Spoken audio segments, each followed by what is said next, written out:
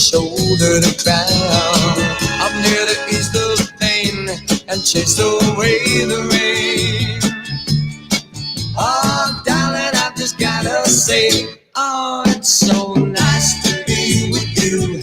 I love all the things you say and do. And it's so nice to hear you say, you're gonna please me in every way. Oh, it's so nice to be with you. I love all the things you say and do. And it's so nice to hear you say. And now, live from the Legacy 1160 WSKW studios in Maine's capital, here's the man that commands attention, not because he's important or smart, but because he believes in the Second Amendment and tax 24/7. Here's the always well-armed John James. Well, hello. How are you? Tuesday already. We've got a storm coming. Got a wicked storm coming. We'll have Alexi O'Connor's forecast coming up here in a little while. It looks like mostly wind, I guess. I got to tell you, I've the last two windstorms that weren't as major. And not that this is going to be overly major or anything like that, but a couple of windstorms that had gusts, big gusts, in the last couple of years have lifted the umbrella on my deck out of its holder and completely shattered two glass tables all over my deck. Now I've got a new deck, got a composite deck. Don't want to scratch that up. I left the umbrella in the table. It's down though. Previously it had been left up, and I'm not going to mention any names. Could have been me, could have been my wife, one of the two of us. And the umbrella both times has wound up in the swimming pool next to the deck, and the glass tabletops have wound up in, I don't know, I'm going to estimate 15 or 20,000 pieces on the deck. That is never a good time. So if I have to bolt early today, if the wind comes up, I might just have to run and save the table. I hope that doesn't happen. I don't think it will, but I'm going to keep an eye to the sky, take a glance outside when I get the opportunity. It's 9:15 right now on Legacy 1160 WSKW. And a lot to talk about today. Unity College. Wow. How about that? Did you expect that? They're selling their campus. Unity College. What's that going to do to the town of Unity? Unity College, I don't know if you're aware of this. If you're familiar with Unity, you certainly know about the Field of Dreams. That beautiful multi-use complex with the baseball field and the walking trails and all that right by Unity Pond. Beautiful. Well, Unity College has maintained that, taken care of it. That's been their thing to care for, and being a conservation school, it fit perfectly with their mission statement. And now what? Interesting. Yeah, we'll have to see what happens, I guess. Time and only time will tell. We've got a lot to get to today, as you might imagine. Before we get to anything, though, let's get to history. Yes, it is August the 4th, and this is the Associated Press. August 4th, 1944. During World War II, Anne Frank and her family are among 8 people arrested in German-occupied Amsterdam. That happens when Nazi police raid the secret annex of her father's office building, where they have been hiding. Anne's father, Otto, is the only one who survives after the 15-year-old and her German-born Jewish family are sent to concentration camps. Following the war, he publishes the diary that Anne kept while in hiding, a famous account of the Holocaust. 1914. In the outbreak of World War I, Britain declares war on Germany. The United States proclaims its neutrality, but joins the war on the side of the Allies more than 3 years later. 1964. For you live in the shadow of 10 feet of road. If you're Goodman and Schwerner and Cheney. In Mississippi, the bodies of 3 missing civil rights workers are found buried in an earthen dam. That happens 6 weeks after Ku Klux Klansmen ambush and kill Andrew Goodman, Michael Schwerner, and James Cheney. The 3 workers disappeared while trying to help blacks register to vote. 1892. Andrew and Abby Borden are axed to death in their home in Fall River, Massachusetts. Lizzie Borden, Andrew's daughter from a previous marriage, is accused of the killings. She is later acquitted. And 1901. And I think to myself, what a wonderful world. Louis Armstrong, the jazz legend, considered one of the greatest musicians of the 20th century, is born in New Orleans. Today in history, August 4th. Camille Bohannon, The Associated Press. Louie. I love the hello. I could do a Louie. I think I could. I couldn't do it justice, but I can do a Louie impression. Wait a minute. Hello, Dolly. Well, hello, Dolly. It's so nice to have you back where you belong. How about that? That is free with your paid admission to the show this morning. I've got a whole pile of Louis Armstrong songs I can do. I can even play the air trumpet. Did you know that? Not well.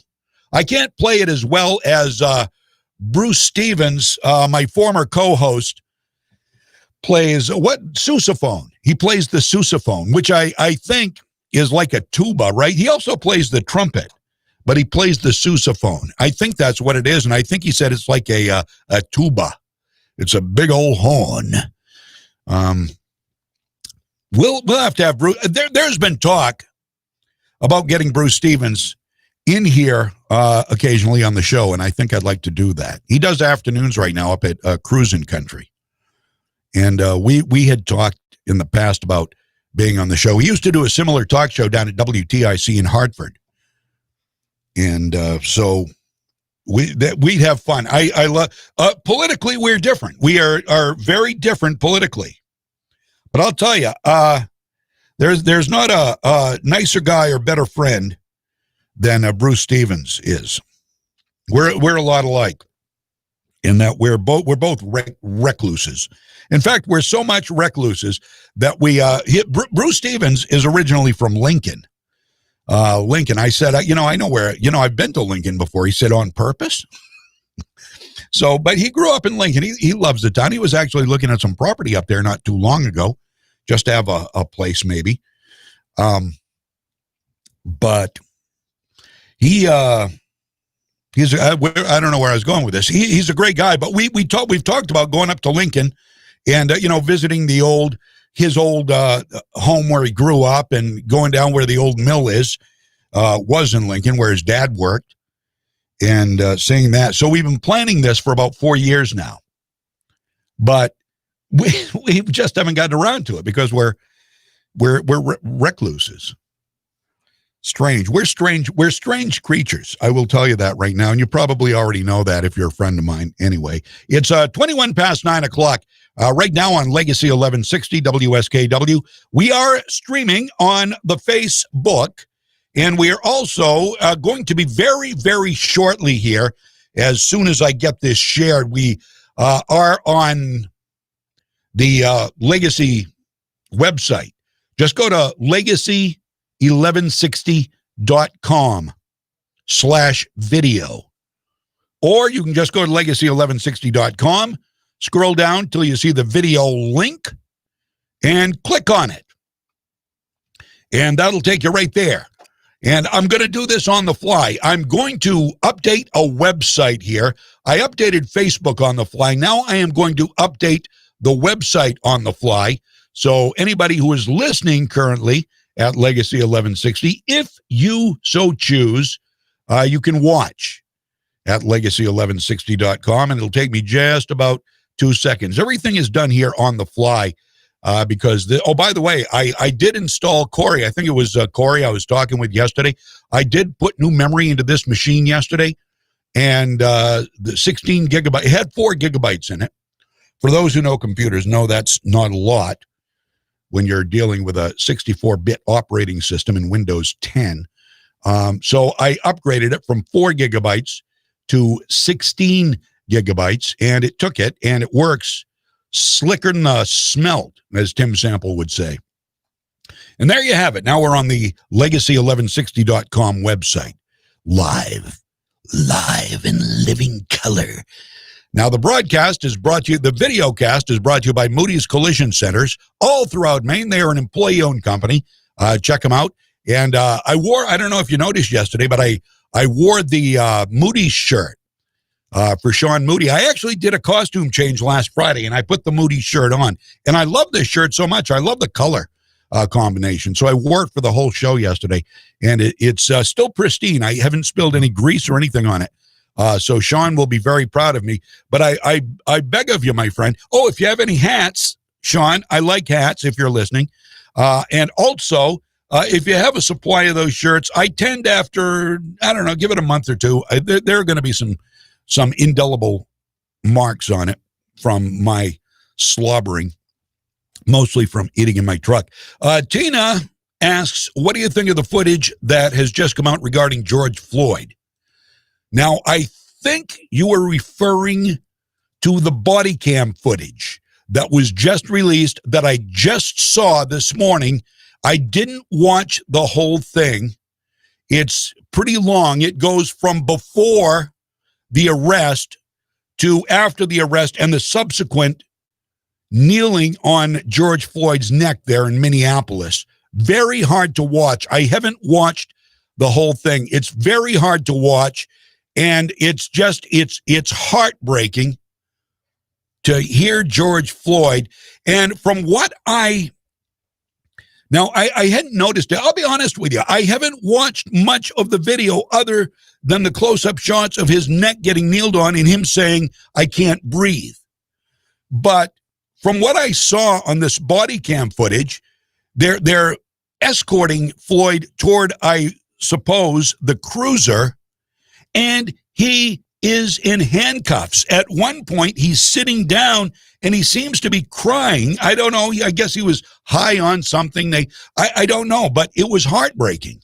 And then knowing what comes after, and no, I didn't watch the whole thing. Knowing what comes after, it just was very hard to watch. But I will just because I need to know what it looks like for reference. I will watch the whole thing when I get time. But like I said, I just saw it this morning. I'll check this. I think the link Tina put is probably to the, no. Oh, no, it's David Harris Jr. A link to David Harris Jr. I love David Harris Jr. And, this just came out. Tina, you'll have to tell me. I'd love to play this. I love David Harris Jr. And I'm not sure if you could just send me a quick text or a quick Facebook message as to what it's in regard to and whether or not he swears or anything like that. It's what led up to the chokehold. Okay, I did see that, what led up to the chokehold. I did see the arrest, and I saw the handcuffs, and I saw him.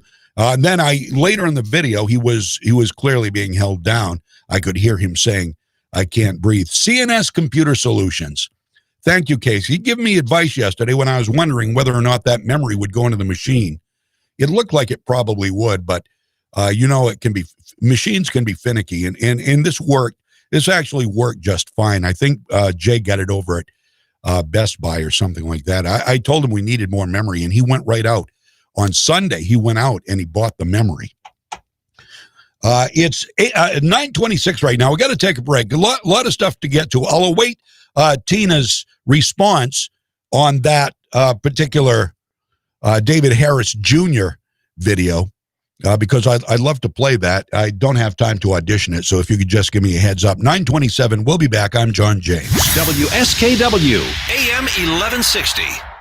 I want to tell you about the incredible items you'll find at Town Line Antiques, but there's no match for seeing them in person and reliving those wonderful memories for yourself. Shop through their great selection of furniture, artwork, classic electronics, sports memorabilia, jewelry, books, glassware, home decor, and so much more. Take home a little something to decorate a room with style. Add to your collection or share wonderful memories of your past with family and friends. Town Line Antiques, open Tuesday through Sunday from 10 to 5, Route 201, right on the Winslow-Vassalboro Town Line. Do you believe you've got the best cornhole team in the area? Well, if you can prove it against the toughest competition around, you could take home $1,000 in cash and statewide bragging rights in Legacy 1160 WSKW's first ever Cornhole Classic. We're holding qualifying rounds all over Central Maine, and 4 teams from each stop will make the finals, culminating with the championships on September 26th at Ray Haskell Ford Lincoln. Our first qualifying stop is at Connected Credit Union Wednesday, August 5th. Both players must be present and sign up in person from 3 to 4 p.m. at Connected Credit Union Civic Center Drive in Augusta, with games beginning shortly after. Now, before you head over, take a minute to check out all the details on contest rules, locations, and more by visiting legacy1160.com/cornhole. It's the Legacy 1160 WSKW Cornhole Classic, brought to you by Connected Credit Union, Majors Furniture and Appliance, Damon's Beverage, Trailside Performance, Manchester Motors, HT Winters, and Ray Haskell Ford Lincoln.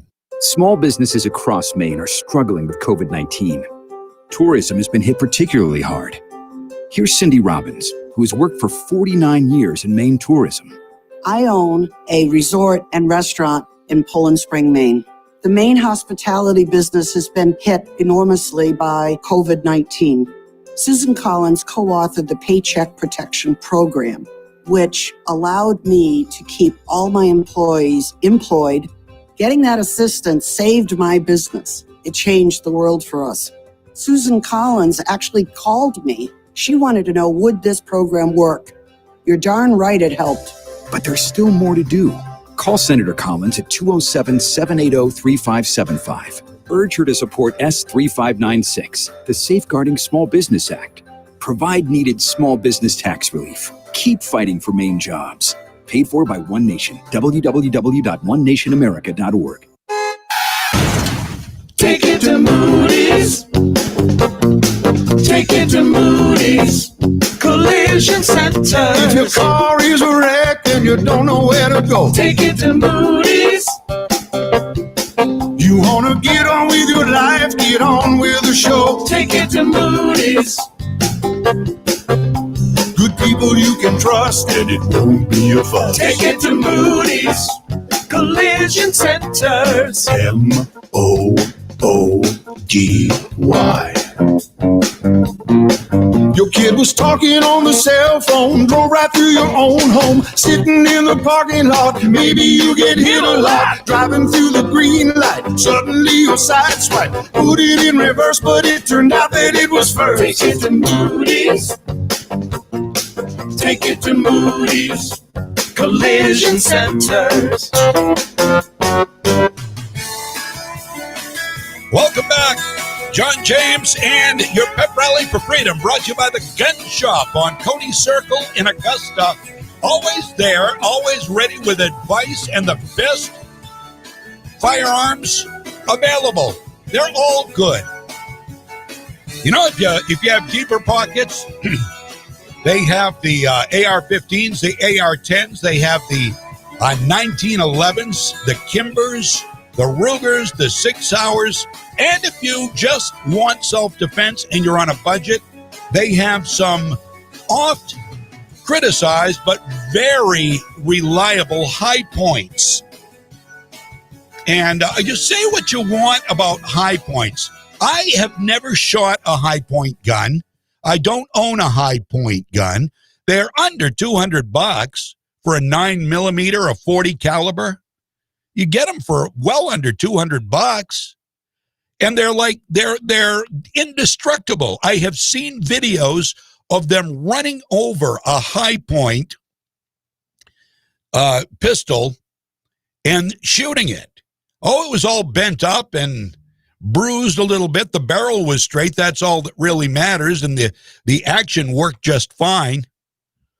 I wouldn't have wanted to put it in my gun safe, all stove up like that, but the damn things are indestructible. So if you're on a budget and you want a gun, they do have the high points there at the gun shop on Coney Circle in Augusta. I was looking at them this past Saturday thinking I had to get me one just so I'll have it. Just so I will have a point of reference. So I'll be able to tell people, it's a great gun or that it sucks. But I haven't heard anything bad about them other than the fact they're kind of ugly. And they're cheap. 9:33. And I guess this David Harris Jr., Tina says, no, there is no swearing in it. Now, I loved this is an 11.5-minute piece. I don't know as we're going to play all 11.5 minutes. It depends on how good it is. This is brand new. This is brand new.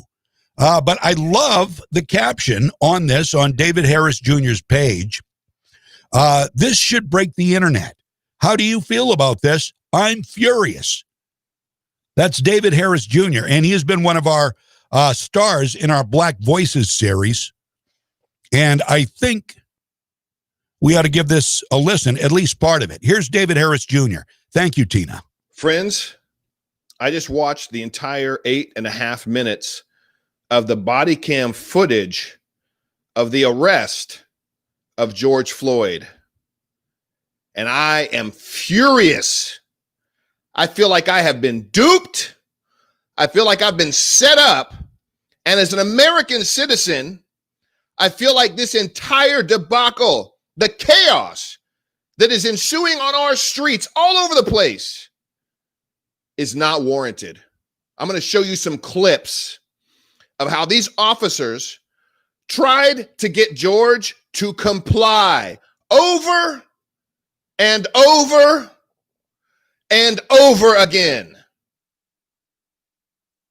And there's the warning coming up that comes with a video.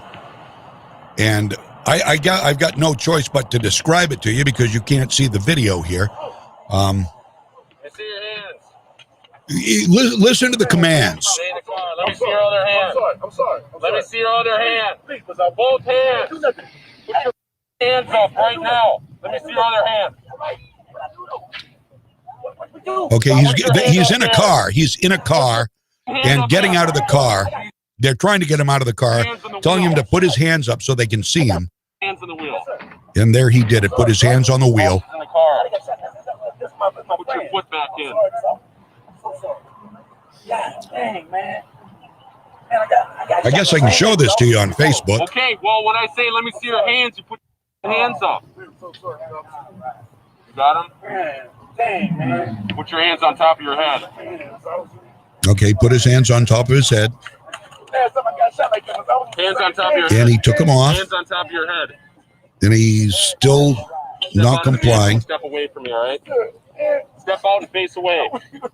Step out and face away.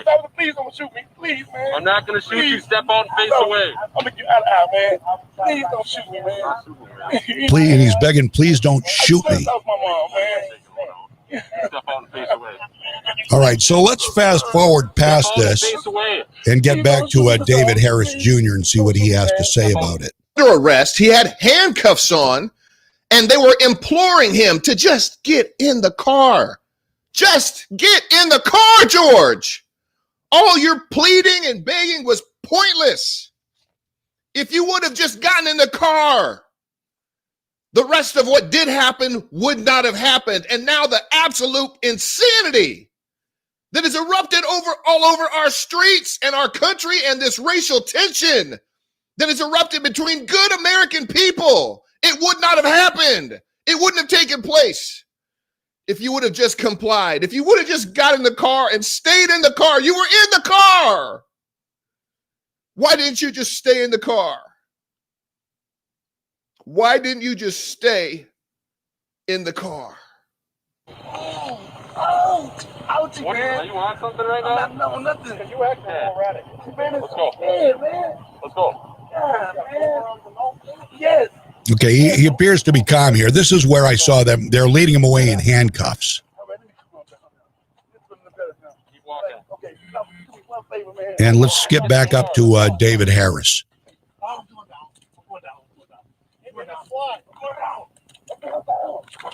And he's not complying.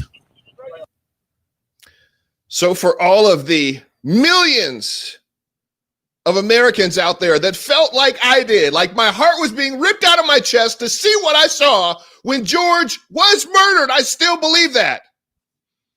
At least now we have some context as to why these officers took the lengths that they did, and I still don't agree with them with their knee on his neck, that one cop, and the rest of them not doing anything. I don't agree with that. But is it worth tearing our country apart over this one man that just didn't comply, that just didn't get in the officer's car and stay there? Is this why we're tearing the country apart? And there was nothing racially motivated about any of it, friends. There was nothing racially motivated about how George lost his life if he had just complied. But the absolute chaos and insanity and murders that have taken place since George's death, since his untimely death, it's disgusting. It's despicable. And all of the racial tensions that have been inflamed over what took place with George could have been avoided. He is not Dr. Martin Luther King, and I don't like ever talking negative about anybody, and I'm not even talking negative about George, but certain people have likened him to Dr. Martin Luther King Jr. Are you kidding me? That man was nothing like the great Dr. Martin Luther King Jr. And that man should not be why we allow this country to be torn apart.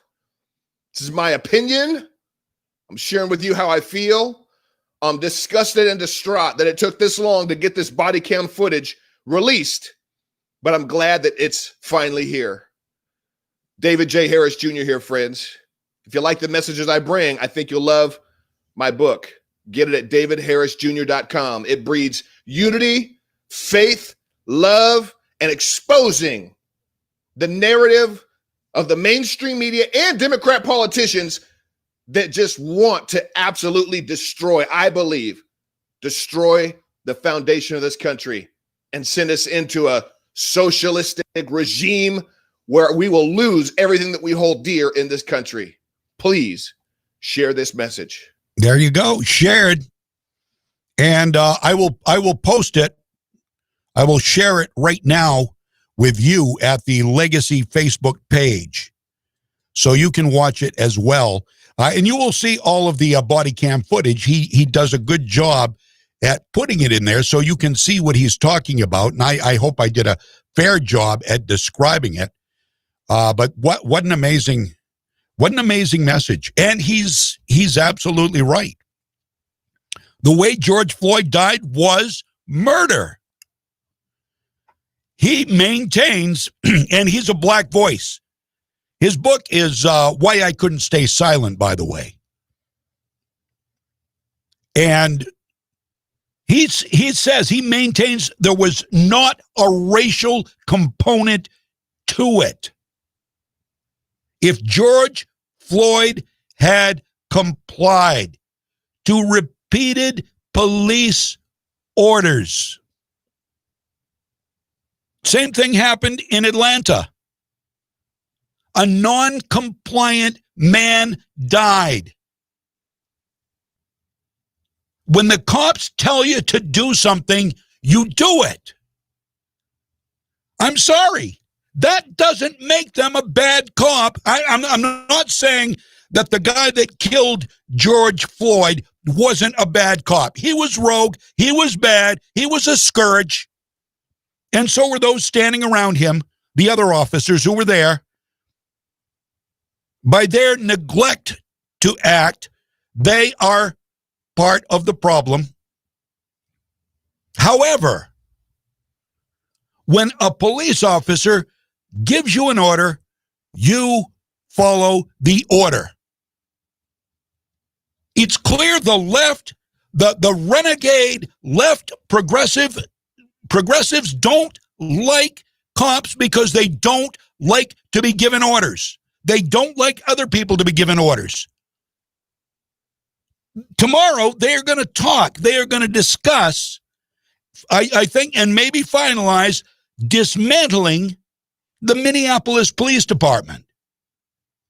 Have you ever heard of such a stupid thing in your life? And they're discussing the same thing in Seattle and Portland, Oregon. They don't like police there either. Now, Maine has had no such problems with police. Yet a chicken restaurant puts "We support the police" on her sign, and she's called racist. How ignorant can you get? We are seeing ignorance on full display, not only in the hot spots, but all across the country. Thank you, Tina, for sending me that. That literally just came out. That's less than an hour old. And now it's on the Legacy Facebook page if you want to click on it. And if you want to follow David J. Harris Jr., certainly worth following. Okay, let's see. Getting some texts. Thank you very much for the text. I thought we already determined that the tearing up of the country has nothing to do with George Floyd. It does and it doesn't, texter. It does and it doesn't. The violence, the burning, the killing, the destruction, the occupying has nothing to do with George Floyd. However, George Floyd's death was a convenient impetus, a convenient excuse, a crisis. Remember the leftist mantra, let no crisis go to waste. That's what this is about. George Floyd's death was the impetus, the excuse, if you will, to try to bring down America. And in the process, try to bring down Donald Trump, which is, that's the target. That's the target. The target is Donald Trump. You've got to understand that first. And they'll do anything they can. Media is complicit. MSNBC and CNN especially. In fact, an MSNBC producer has resigned, and you won't believe the reason why, or maybe you will. Maybe you will.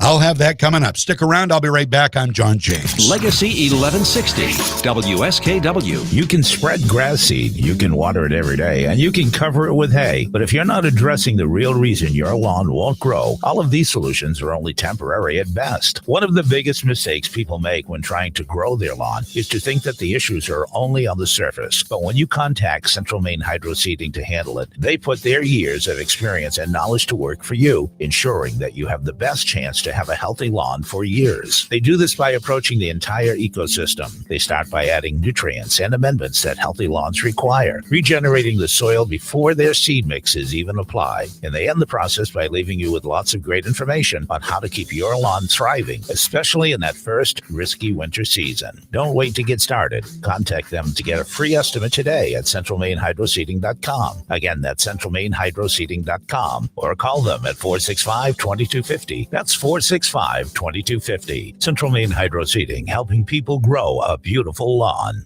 I want to tell you about all of the incredible items you can find at Townline Antiques, but there's no substitute for seeing them in person and reliving those wonderful memories for yourself. Now's the perfect time to shop through their great selection of furniture, artwork, classic electronics, sports memorabilia, jewelry, books, glassware, home decor, and so much more. Take home something to decorate a room with style, add to your collection, or share wonderful memories of your past with family and friends. Townline Antiques, open Tuesday through Sunday from 10 to 5. Route 201, right on the Winslow-Vassabro Town Line. Take it to Moody's.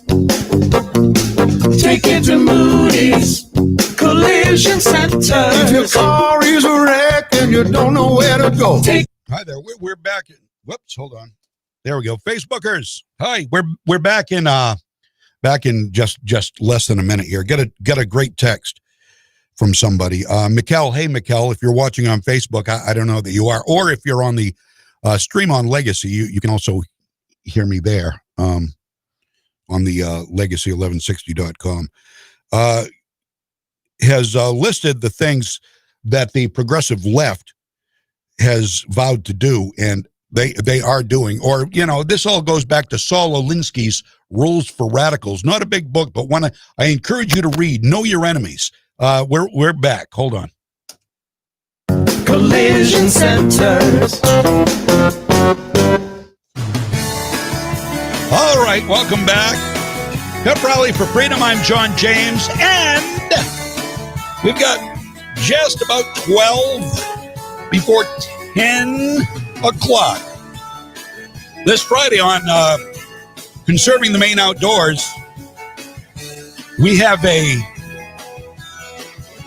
encore presentation featuring an amazing woman from Massachusetts whose family didn't really care about guns. Nah, not really gun people. Oh, my word. She would put most Maine sportsmen and women to shame with what she does now.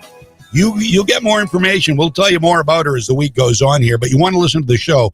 High noon on Friday. It's an amazing story. She's also a writer for the Sportsman's newspaper.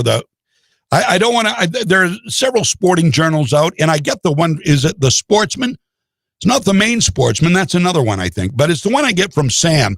She is a writer for that periodical, that monthly, and she's a great writer, and she is an amazing hunter, and I guess an amazing cook of wild game as well.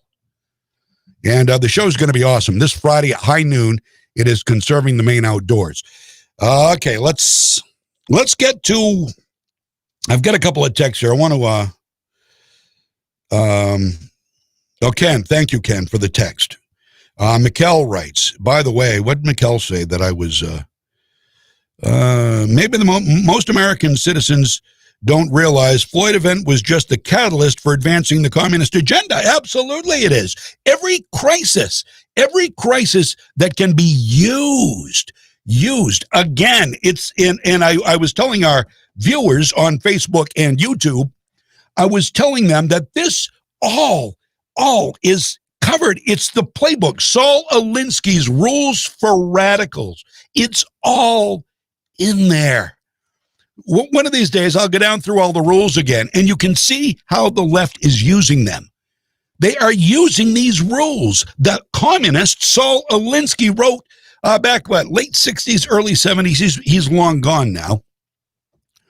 But he believed that community organizing was the key to socialism, communism, justice, and utopia. And they use that book today. They use that book or others like it. That's the one I'm familiar with. I'm sure there have been copycat books that they use now. Probably they've updated it and made it more modern. I'm sure they have. But Saul Alinsky is the grandfather of the radical rules. And listen to Mikkel. I think it was Mikkel that just sent me these. I've heard these before, but they bear repeating. Here are the steps. These are the required steps, well published and used by global communists. Karl Marx, Hitler, Stalin, Mao. And these are in no particular order. He's listed them in order, but they're in no particular order. So I'm just going to go through them. Change words, and they do. They change words all the time. The words that we previously had, we put a definition to, an actual definition, no longer have the definition that they had assigned to them. Racism is a good example of that. You're racist. What is your racist? Racist means you are prejudiced, or you will not accept somebody because of their race or origin. I think origin is in there too, but you are unaccepting. So if that is racism, how is somebody who says, well, I support the police, how is that racist? When you don't assign anything to anybody. You just thank an organization, which isn't racist, which isn't a racist system. This is also where systemic racism comes from. Do you see the lineage here? You see what they do with words? Systemic racism in the police. There is none. It doesn't exist. In fact, David J. Harris Jr., you just heard him say that this crime, this killing of George Floyd, he, as a black man, is furious. He did not see any racism in there. He saw a non-compliant individual who had many, many chances to comply with police, and it would have all been good. But it looked like he might have been on something. I think he was, from what I've heard. I don't know. I'm going to have to go back and look. It doesn't matter at this point. What matters is he did not comply. David J. Harris Jr. said there was no racial motive in there.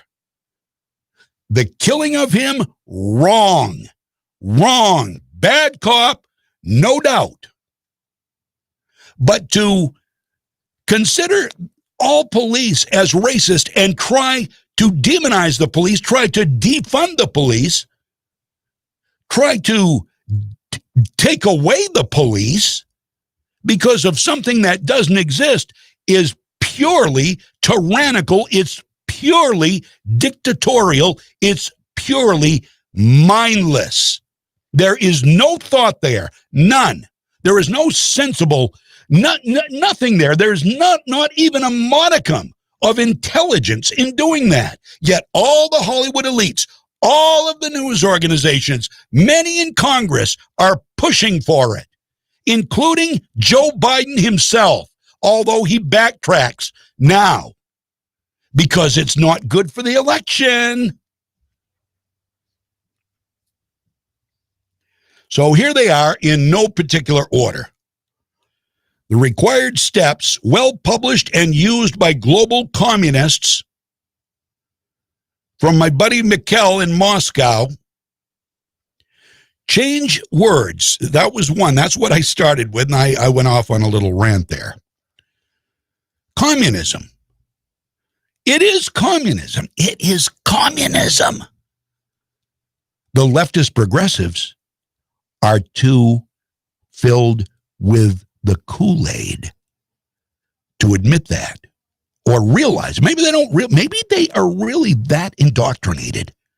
Maybe they are so far gone that they think that democratic socialism is good, not like regular socialism.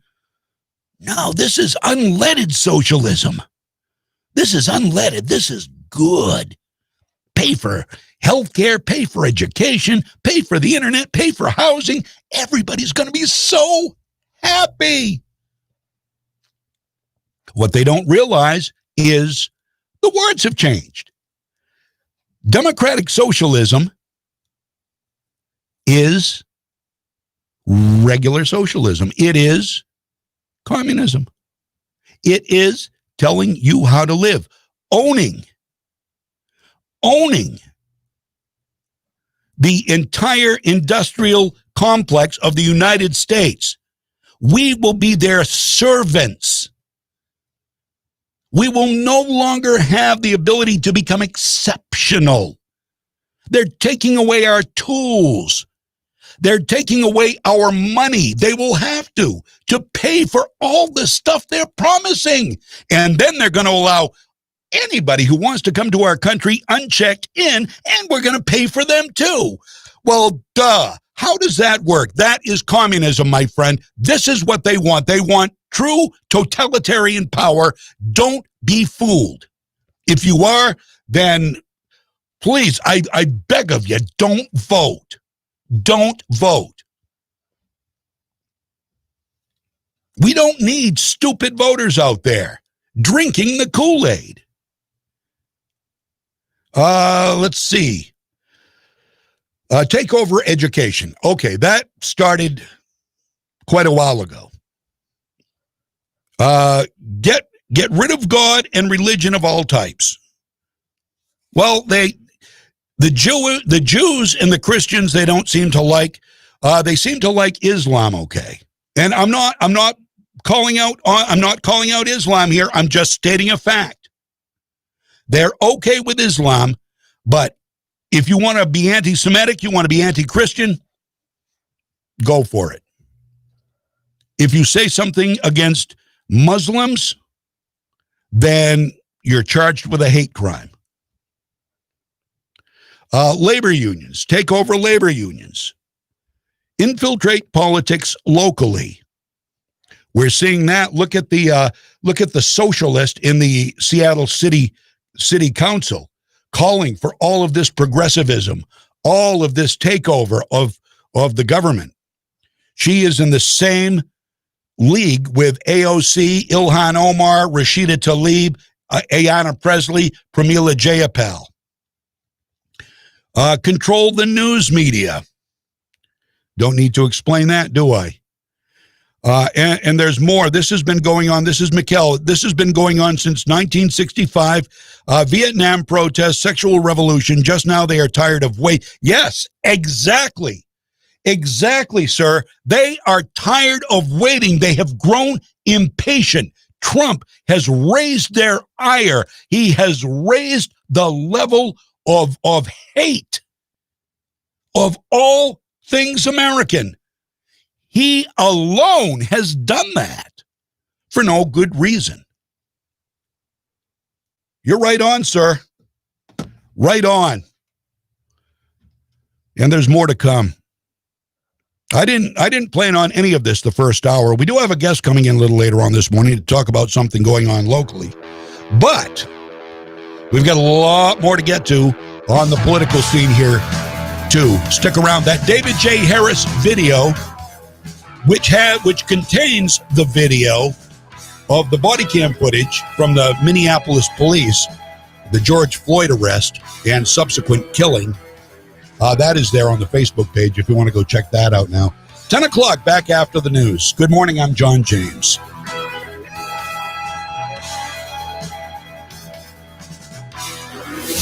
From the Home Auto Group Studios, Farmington Ford and Franklin Chrysler in Farmington. This is WSKW, Skowhegan, Augusta, Waterville, Legacy 1160. ABC News, I'm Rena Roy. North Carolina taking its first look at damage caused by Hurricane Isaias. The eye of the Category 1 storm came ashore at Ocean Isle Beach.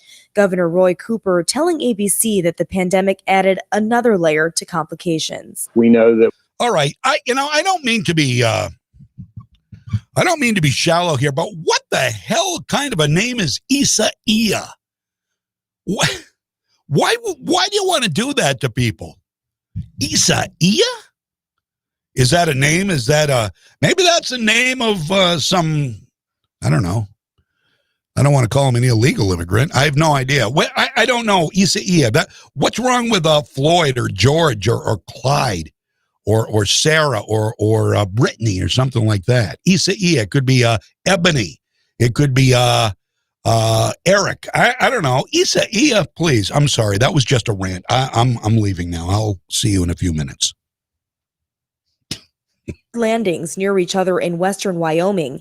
The Vatican now pushing back on reports that retired Pope Benedict is sick. In response to a German newspaper report that former Pope Benedict XVI is seriously ill, the Vatican said the condition of the 93-year-old retired Catholic leader is not particularly worrying. That's after he fell sick earlier in the summer with a skin infection. German writer and Benedict biographer Peter Seewald had told a German paper the elderly former pope was extremely frail when he visited him recently.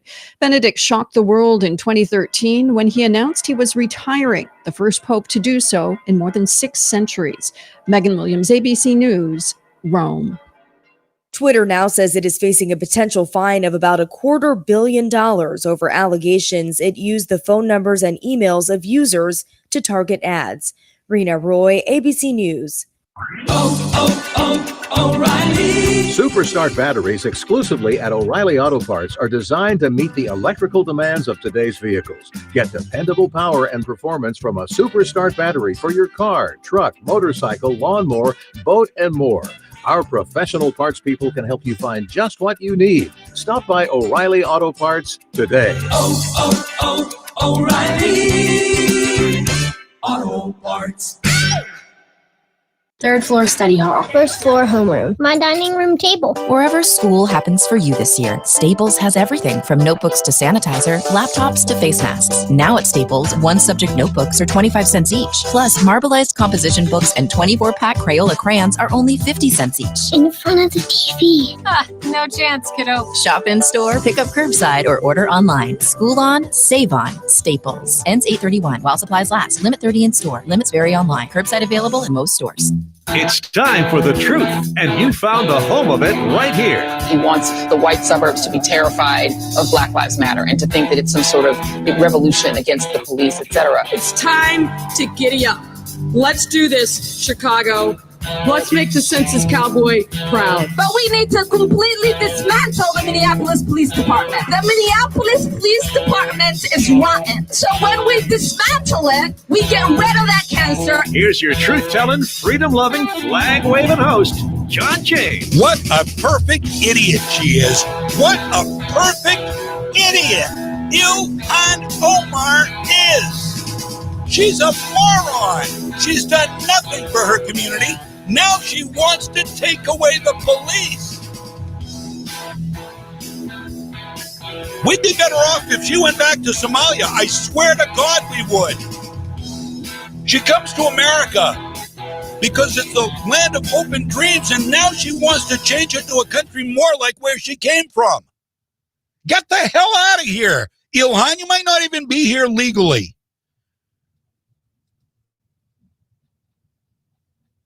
Yeah, I'm mad. I am tired of the nonsense, and that's what it is. I'd call it something else, but I am limited by the law and the FCC. You know what I'm talking about. It's BS is what it is. She is a perfect example of what is wrong right now in this country, and it starts in Washington, D.C., in the halls of U.S. Congress with Nancy Pelosi, with Chuck Schumer, and with the squad and others. You know it. I know it. We all know it. It's undeniable. So let's talk about Minneapolis, shall we? Let's talk about the end of police. Because that's where we're headed. Mayor Jacob Frey, I think it's Frey, F-R-E-A. Jacob Frey, the Minneapolis Democrat who faced sharp criticism over his handling of the George Floyd riots in June, placed the blame on Governor Tim Walz, who is another Democrat, for failing to act quickly on a request for intervention from the National Guard. Well, I think they're both a couple of dubs. You've got a Democratic mayor of Minneapolis. You've got a Democratic governor of Minnesota. You've got a couple of dubs here. Nobody can get help to a city under siege. Nobody in state government or local government can do that. Give me a break. I'm sure if the mayor had reached out directly to Donald Trump, that something could have gotten done more quickly. Oh, but no, we can't reach out to... No, I'll go to the Democratic governor who's as big a moron as the Democratic mayor. And look what happened. Look what happened to Minneapolis. Now this is about to happen. The Minneapolis City Council will meet tomorrow to make a final decision on dismantling the police department. Short-sighted and just plain stupid. What could possibly go wrong? Now, you and I, we aren't the brains of government here. We don't know how to run a city. But I sure as hell know you don't do away with the police. We have insane people running cities and states and the Democrats in Congress. enabling it, praising it. They're going to talk about dismantling the police. And you heard that stupid excuse of a politician, Ilhan Omar, saying the police department is rotten and it's a cancer. We do away with it, and we do away with cancer. The same Ilhan Omar, by the way, who said we can't stop at the police. We have to overhaul everything. We have to overhaul everything that is unjust. Every oppressive part of the country. What that means is utopia. We become communist. Without saying the words, we become communist. Is that plain enough English for you? She said, basically, I am not saying her words. I'm saying the words she meant. We've got to get rid of the police because we don't want the rule of law, except for the powerful ones, except for us in the government. And we don't want people to own businesses. We don't want people to own the manufacturing trades. We don't want that. We want the government to control everything. We want to control the people, what they see, what they do, where they go, what they eat. That's what she's saying without saying it. And there are people on the progressive left who either want that, they want that, they think that's a great model, because they're too dumb to realize what they've got now is good, or they're just too dumb to realize that's what they're pushing for. I don't know what it's going to take. You know what it's going to take? Unfortunately, people don't learn from history. People don't learn from intelligent conversation. These people on the left, they learn from none of that. The only thing they learn, it's like when you're a kid. You know, your parents can tell you, oh, the burner's hot, don't touch it. Don't put your finger in an electrical outlet. Don't stick your tongue on a cold metal pole at the playground. They can tell you that. But how do you learn? How do you learn it's bad as a kid? Most often. How I learned, I do it anyway. And they were right. They were freaking right. The stove is hot. There is electricity that hurts in that socket. My tongue, oh. I have to learn for myself. These are nothing more than ignorant children, a lot of them. The only way they're going to learn is what they want is bad, is to have it happen. Only unlike the pole, unlike the electrical socket in most cases, unlike touching the hot stove quickly, this is a wound that's not going to heal. This is a wound that once it has occurred is not going to go away. That's the difference. That's the difference. We're at a crossroads. We are at a crossroads. Scary times, all by design.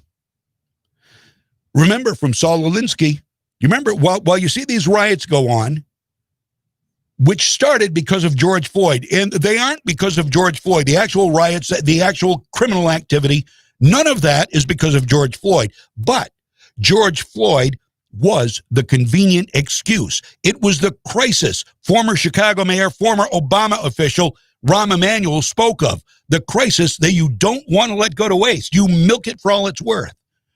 Which goes back to Saul Alinsky's rule for radicals, the end justifies the means. So it doesn't matter what they have to do. It doesn't matter that people are dying.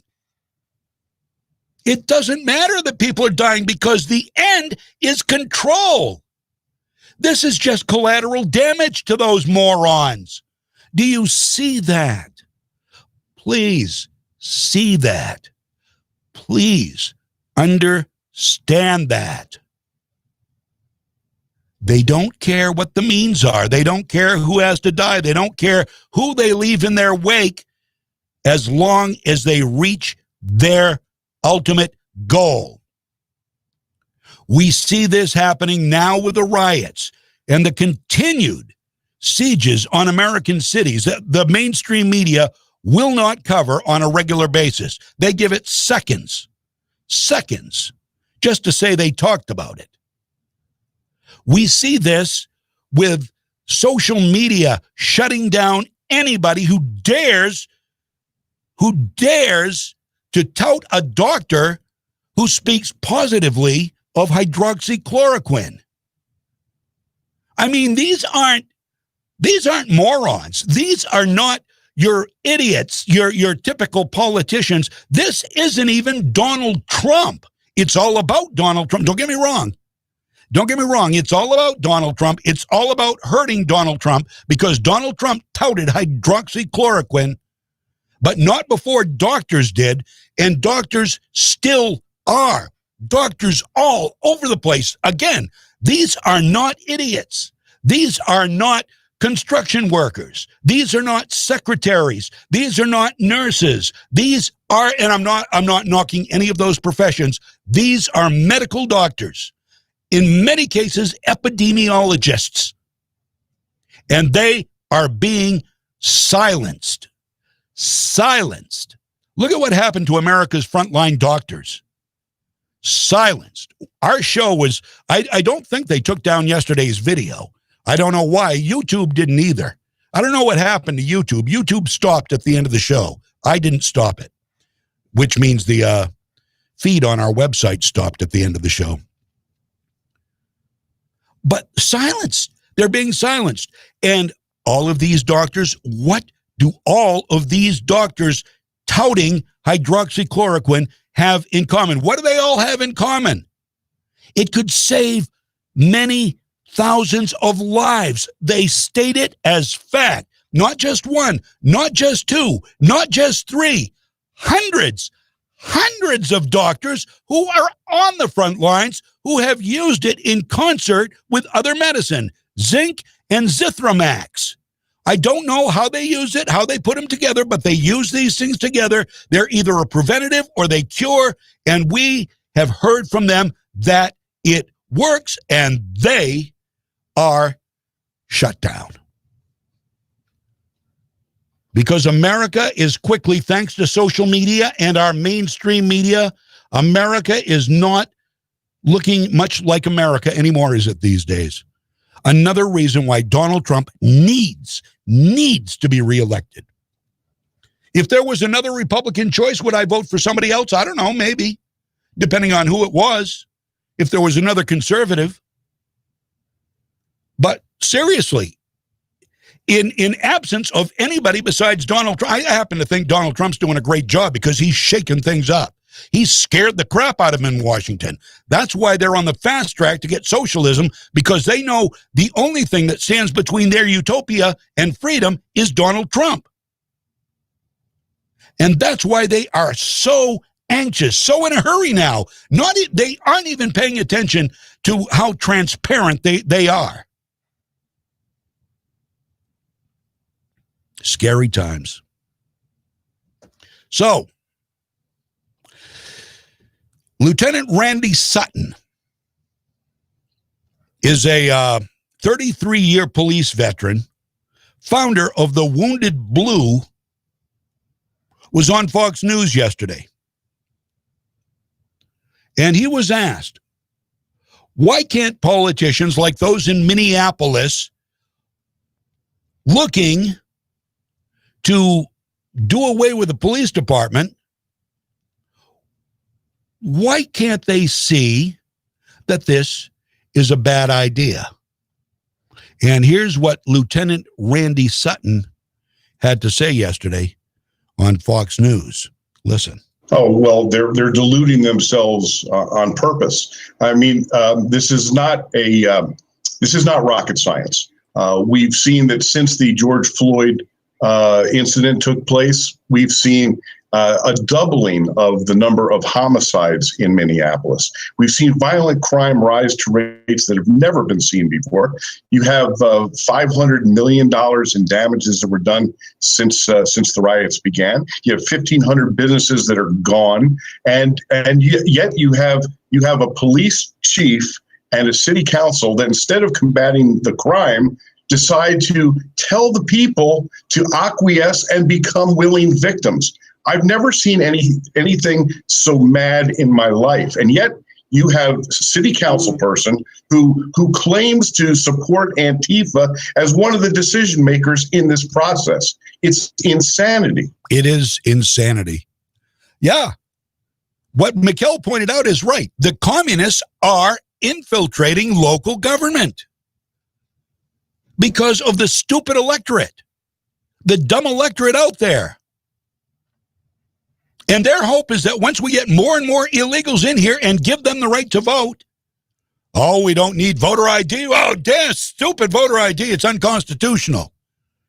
It's dangerous. Yeah, it's dangerous to your chances for election, isn't it, progressive buddy? This is all coming to a head.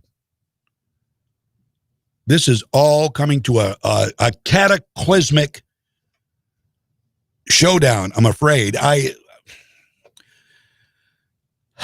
hate to think, I really hate to think that. I've got a former police chief on the feed this morning. Joe, good morning. And thank you for being here. I haven't seen what he has written. Yeah, right. Absolutely. NBC, irresponsible for stirring up the George Floyd crap again. No new info. The media needs to accept responsibility for inciting riots. Absolutely, Joe. Joe's a good friend of mine. He's a former police chief in Winthrop. And he's right on. And he knows. He understands. He understands. There is not systemic racism in the police. There isn't. There isn't. That's another thing. That's another definition that has been usurped for the purpose of convenience. It's another name to call, another term to use. Systemic. Systemic alludes to something being all throughout the system. All throughout the system. It's systemic. It's in there. It's like a disease that's in there. Are there certain people who are racist? Yes. I would argue that there are black racists and white racists. And I don't know, some Einstein on Facebook said black people can't be racist. Well, have you redefined the word racist, or have you even looked it up? I beg to differ with you. Anybody can be racist. Anybody. It's not limited to white people. I think there's racism against blacks and whites and Asians and Hispanics. I mean, it just is. But it's not throughout the system. There are certainly plenty of racists in every system, and they shouldn't be there if they are found out.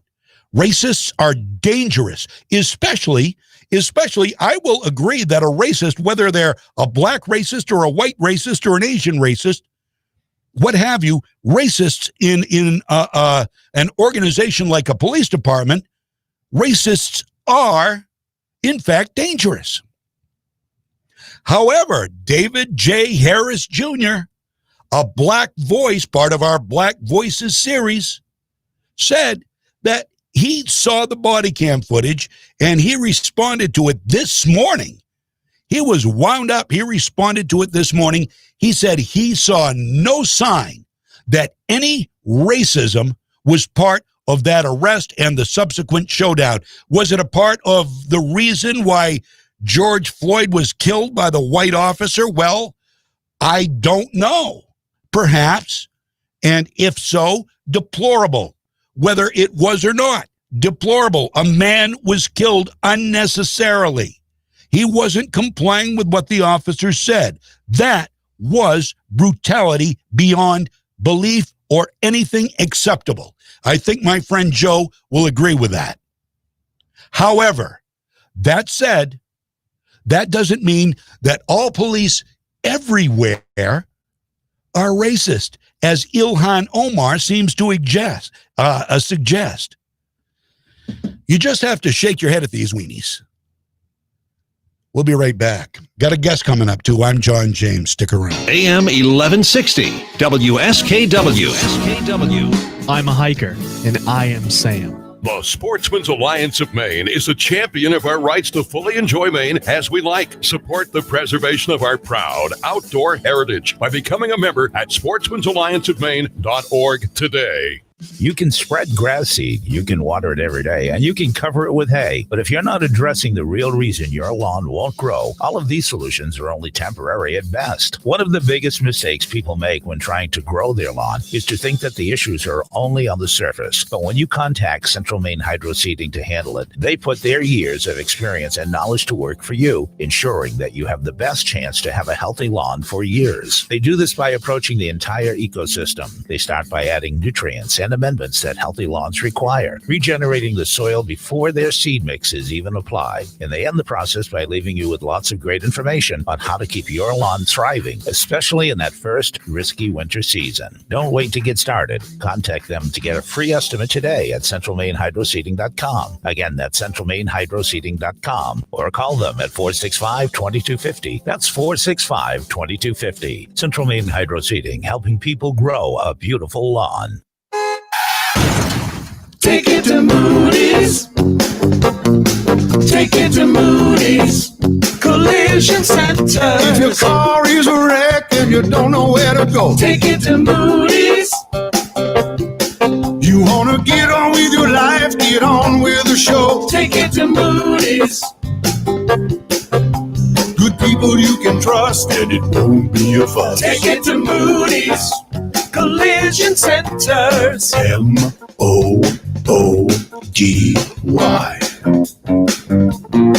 Your kid was talking on the cell phone, drove right through your own home, sitting in the parking lot. Maybe you get hit a lot, driving through the green light. Suddenly your side swipe, put it in reverse, but it turned out that it was first. Take it to Moody's. Take it to Moody's Collision Centers.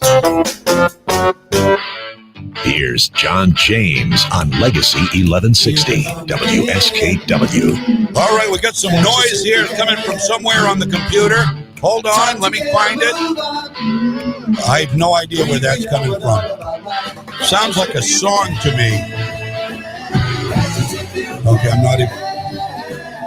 Oh, okay. My bad. I'm technically inept, apparently. Although I did put 16 gigabytes of good new memory in this computer. Pat myself on the back is what I'm doing there, because I usually fry motherboards when I fiddle with these things. My friend Bob Moore is here this morning. Bob's a good friend. Have been for a long time, Bob. Welcome to the show. Thanks, John. Whoops, wait a minute. I've got to figure out why this... oh, goodness. Try that. Working? Oh, there we go. Okay, great. Great. I know this isn't your first day on the job, but for the technical difficulties I'm experiencing there is something. Well, I'm nervous with guests. Can I tell you? So it's great to see you. You're great to see you, John. And I first met Bob. I'll tell the story real quick. I met you when you were with the Cobbossee Watershed. I think Friends of the Cobbossee Watershed, when we started, we used to come in and promote the July 4th road race and stuff, and took that to great heights. Thanks for all that you did there. Oh, that was great. And then I did go on to Thomas College, and I did some stuff with that, my alma mater. And then obviously being a resident of South China, and I think you are South China as well. Yes, sir. Yep. But we'd meet up at the China Diner. China Diner. I know. Yeah, definitely missed that place. Yeah. It was great. Started by our good friend Noah Melvin, and then Lisa, took it to another level, and then missed the trivia nights, missed everything. Miss having it in our backyard. Yeah, sure. I know. It was a gem. I mean, it was my second home. Yeah, for no question. Well, you had a dish named after you. I did, yeah. And I also I had a nameplate. I had my John James nameplate, and back then my grandson Evan was young, so Norm at the time, without my knowing it, made an Evan James plate up and put it on a stool next to mine. How thrilling was that for him? It was awesome for him. And Lisa called me into a restaurant here a few weeks ago, and I came in. I had no idea. She said, "I've got a gift for you." And she had saved the 2 plates. No kidding. Yeah, so that's going to be such a cool gift. We're going to put it with a picture, I think. And not to digress from the main topic we're going to talk about, but the Lisa's been unbelievable too. They do an event that started. A guy by the name of Drew Bolduck runs it. Yep. Called Master the Putt. This was the 5th year, and they got 3 weeks in this year, And still, it raised over $10,000, which came to the food bank from the patrons and stuff like that. And she just told me the other day that they're reinstituting it, obviously with all different protocols in place. But I think it starts this Sunday. They're going to go 3 more Sundays, and with the additional proceeds to come. Drew's goal this year and Lisa's goal was $15,000. Yep. They were well on their way. After just 3 weeks, it was well over 10. Wow. And we're indebted to them and her for what she's done for us. So I wonder if people can still, because we get a lot of golfers out there. Can people still get into that?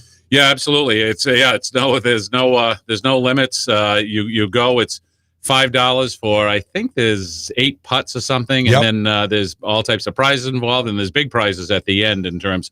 So there's people that go there regularly and keep paying $5 and $5 and $5. Absolutely. And they get, the more hole-in-ones you get, the more hole-in-ones over time that you get, the grand prize winners will get some pretty decent gifts at the end. Now, is it Wednesdays? It's going to be Sundays. It's going to be Sundays, the next 3 Sundays, from what I understand. I think she'll be promoting it here shortly, but terrific. She did leave me a message the other day that they're going to reenact it because it stopped in March, obviously, when the pandemic hit. Yeah, I know. Right. That kind of screwed things up. Could you get that door there? We've got some people out in the hall, and even though they're radio people, they forget we're on the radio sometimes. So that's awesome. So if you're a golf master, you think you're a PGA person or an LPGA person, get into Lisa's on Sundays. And it's only putting too. They'll have a putter there for you. You can bring your own. Yeah, so. You don't want to drive. You don't want to drive in Lisa's. It's not that big a place. So now you've got something coming up on. It's coming right up here Thursday, right? We are Thursday, August 6th. Of course, after I spent about 8 years at the Friends of the Cobbossee Watershed, went to Thomas College for 9 years to the day, and then I've been with the Augusta Food Bank now since January as their director. Just an incredible organization and doing unbelievable things. But this particular case, on Thursday, August 6th, we're partnering with the USDA and Pineland Farms, which is out of Gloucester and then also Aroostook County. Yep. And they're providing 18-pound boxes of food, 1,000 of them in a refrigerated trailer coming into the Augusta Civic Center. No questions asked, no residency requirements, no proof of income. They're handing it out. So it's helping 2 things. It's helping feed, obviously, the people that have suffer from food insecurity. Right. But it's also putting money in the pockets of Maine farmers. So it's all Maine products. That's beautiful. So it is a USDA program funded by the government, but they've paid Pineland Farms, they've paid others, and there's actually 50 million food baskets across the United States this year. And in Maine alone, we're not the only ones. Wow. I think they've done it already in Presque Isle and Fort Kent, Lewiston, Auburn, the Mid-Coast region, Brunswick, and they did one last week in Saco and Bedford. Terrific. So 1,000 boxes. First come, first served. Yep. Come in the main entrance to the Augusta Civic Center, right where the marquee is. It's on the marquee right now. Our good friend Earl Kingsbury has got it up there. Yeah, Earl's great. I love Earl. Earl's great. Well, I met with Earl last week, and Bruce Chase with Parks and Recs. Lee Dowling couldn't make it, and then the city, the police department as well. So everybody will be out there in full force. We'll have about 20, 25 volunteers and staff members from different areas distribute them. Drive in, drive out. They don't even get out of their car. Isn't that great? To them, so Isn't that great? And there are people who haven't been able to get secure unemployment even at this point in the state of Maine. So the need for food goes deeper than we can even know now, and people aren't ones to complain here. We've noticed that the demographics of who we're providing food for, our numbers have pretty much stayed the same since pandemic. About 350 households a month. Yep. About 750 to 800 people. But the demographics have changed. We're seeing people that I wouldn't expect to have normally seen that have, certainly a lot of hospitality industry people, in terms of restaurants and motels and things like that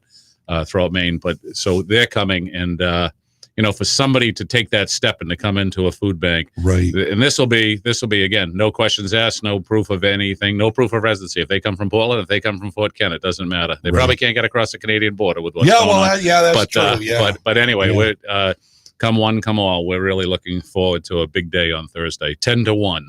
10 to 1 Thursday at the Augusta Civic Center. No appointment, no income guidelines, 1,000 boxes of fresh Maine food. First come, first serve. Drive in, drive out. Boxes loaded by volunteers. Questions, concerns, comments. 622-5225. 622-5225. That is the number for the food bank. That's awesome. Yep. Bob, you're a good man. Well, it's great to see you again. Great seeing you, John. Always is. Thanks for having us in. And And again, I know your loyal listeners, your loyal listeners have followed you from wherever you have gone. I'm amazed. And you've definitely got to follow me for sure. And I'm hoping that people feel free to spread the word. It's all over Facebook. Augusta Police Department has shared it. We've shared it with over 1,000 followers, and they're sharing it as well. So this is a great community, and I'll be sure to share it, and we'll share it on the Legacy page. Great. Absolutely. Awesome. All right, buddy. Thank you, sir. Bob Moore, you take care. You as well, John. Checking your time right now at 10:32. That's Bob Moore from the Augusta Food Bank, and that's coming up this Thursday. You definitely want to check that out. If you have any food needs at all, again, you're not going to be questioned. You aren't going to be questioned. You sure you don't make too much money? You sure you deserve this? No, you just go get it. First come, first serve. And again, the time is 10 to 1 at the Augusta Civic Center. Back with more Pep Rally for Freedom. I'm John James. Legacy 1160. Feeling cooped up? Tired of looking at the same old stuff day after day? Now that we can finally get out and do a little shopping, why not head over to Town Line Antiques? At Town Line Antiques, there's 2 floors, 50 dealers, and thousands of items from throughout history. They've got vintage signs, furniture, classic electronics, sports memorabilia, jewelry, coins, home decor, and a lot more. Get away from it all with a look to the past. Town Line Antiques, open Tuesday through Sunday, 10 to 5, Route 201, right on the Winslow-Vassalboro Town Line. Take it to Moody's. Take it to Moody's Collision Center. If your car is a wreck and you don't know where to go, take it to Moody's. You want to get on with your life, get on with the show, take it to Moody's. Good people you can trust, and it won't be a fuss. Take it to Moody's Collision Centers. MOODY. Your kid was talking on the cell phone, drove right through your own home, sitting in the parking lot. Maybe you get hit a lot, driving through the green light. Suddenly your side swipe, put it in reverse, but it turned out that it was first. Take it to Moody's. Take it to Moody's Collision Centers.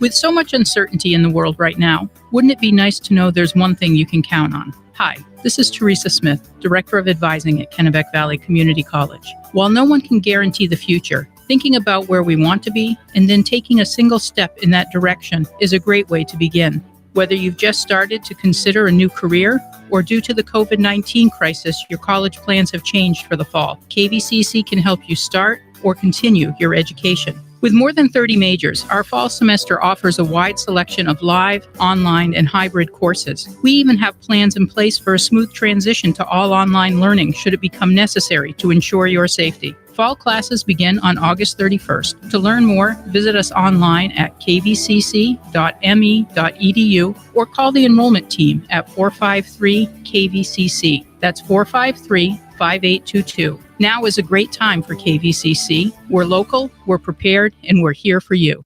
Hi, it's Doug and Dan from Generators of Maine in Belgrade. Are you working from home? Will your children be home doing schoolwork? And you know how important it is to have access to the reliable power source. That's why you need a Kohler generator from Generators of Maine.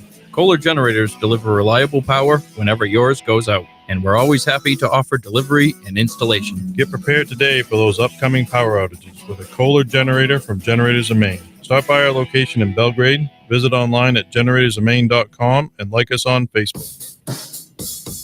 Welcome back. Howdy. 10:36, I'm John James on Legacy 1160 WSKW, and this is your Pep Rally for Freedom. Apparently we're still broadcasting, right? We seem to still be broadcasting. I'm going to share, as I told Bob Moore I would. This is awesome. We've got such a great community here in the Augusta area.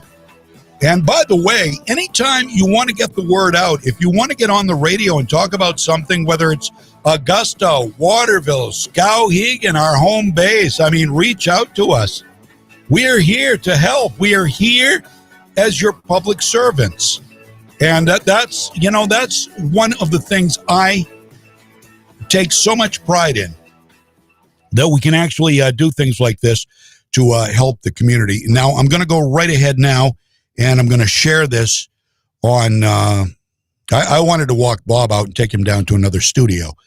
So I'm just going to do this right now before I just walk away and forget, because that will happen. So now it is at the Legacy 1160 Facebook page, and you can see it there. Again, it's this Thursday, 10 to 1 at the Augusta Civic Center. No appointment, no income guidelines, nothing. 1,000 boxes of fresh Maine food products, helping the farmers, helping the people who need food, helping the community. This is why we do it. I love this, and hats off to Bob and the Augusta Food Bank. We got 10:37 right now on Legacy 1160 WSKW. And let's do a little focusing on the media here. We do have some more hydroxychloroquine news coming up too that will blow your mind. It's a CNN report that just floored me. It really absolutely floored me, and it will floor you too. What this talking head reporter did to a doctor on television, one of many doctors touting the benefits of this drug. And I'm sorry, if it was one or two doctors and Donald Trump saying, well, hydroxychloroquine could be helpful, then I would understand probably not talking about it that much. But this is many, many doctors, many cases of success. Anecdotal evidence. At what point does all kinds of anecdotal evidence become a study without the placebo study and all that? I mean, they're acting on their feet. You know, we're in a sprint here, and there's no time. This was unexpected. This was a Chinese virus thrust upon us by the Chinese government and the World Health Organization. And so we have to think on our feet. They found something that works. It may not be as perfect as a vaccine. Will it save lives? Arguably, yes. I don't know if there is an argument really to be had based on all the evidence. But what do I know? Do I look like an epidemiologist? Dr. Fauci and Dr. Birx are not the only people in the world who should have a say on this. They are not the only brilliant minds who are doing the work here. And they are not doing the work on the front lines like these other doctors are. So we are going to get to this story, and it's going to make you angry how this CNN talking head treated this doctor. But that's going to be coming up. Right now, let's focus on CNN and their bizarro claims. In the CNN newsroom, the host, Ana Cabrera, did not even challenge this hack from American Urban Radio Networks. Correspondent April Ryan was on Sunday night with Ana Cabrera on the CNN newsroom. And as Ryan was accusing Trump of voter suppression for claiming mail-in voting could be rife with fraud, she also made this claim about what happens when Joe Biden is elected. And I didn't, I'm going to have to quickly find the cut here because I didn't put it on my show prep, but it is right here. I do have, okay, here it is. Listen, this is April Ryan on CNN. She went unchecked, unchallenged on this. And this is just poking the bear, my friend. So there's going to be a split screen on January 20th, 2021. If Joe Biden is now going to be the 46th president of the United States, you will have him being inaugurated and watching police and armed forces trying to pull Donald Trump out of the White House. I cannot wait for that split screen. I cannot wait for that split screen of Joe Biden being inaugurated. And police, and by the way, they hate the police. I don't know, police still going to exist in 2021? So Joe Biden's inauguration on one side of the screen, the other side, police and armed forces dragging Donald Trump out of the White House. This is what they call news. This is CNN. Unfair, unbalanced. Is that not just off the rails?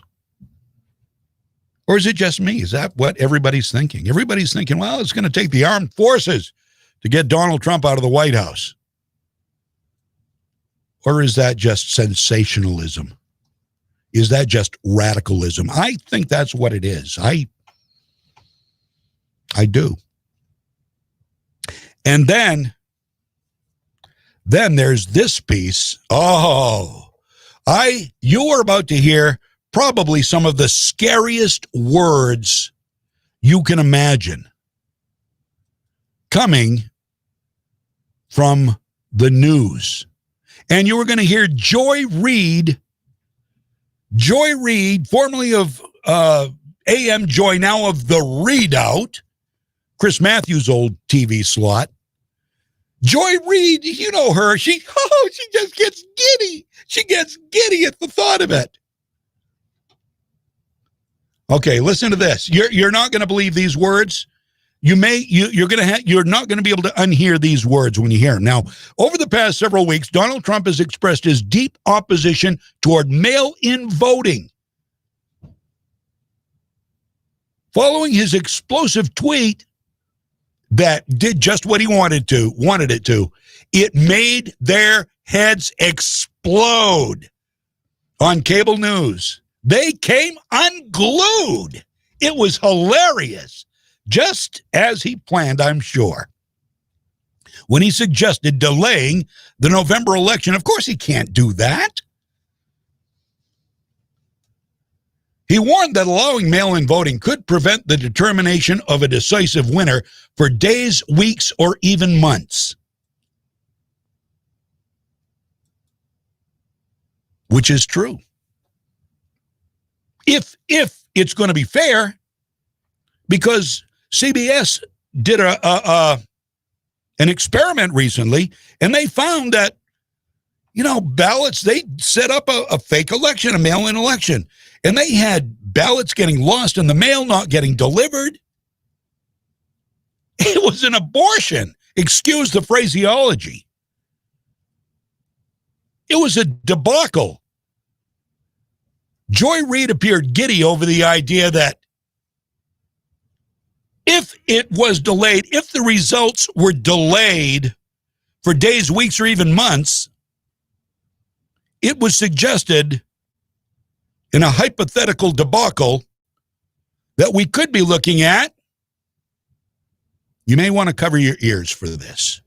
You may want to cover your ears. I hope you didn't just eat. I hope you don't have a mouthful. We could be looking at President Pelosi.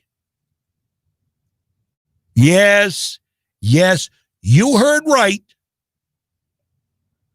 I know. Can you even imagine? Harvard Law School professor Lawrence Tribe, who is an outspoken critic of Donald Trump, joined The Readout and Joyless Reid to urge Democrats not to play Trump's game of allowing him to continue to be president if no winner is determined following the election. He stressed Trump cannot legally declare himself the default winner. Here is MSNBC. Here is Joy Reid. So I wouldn't, at this point, play Trump's game of essentially throwing up our hands and saying there will be no winner. Trump is going to win by default. You can't really do it. The default solution in our system is President Nancy Pelosi. And I can think of worse things than that.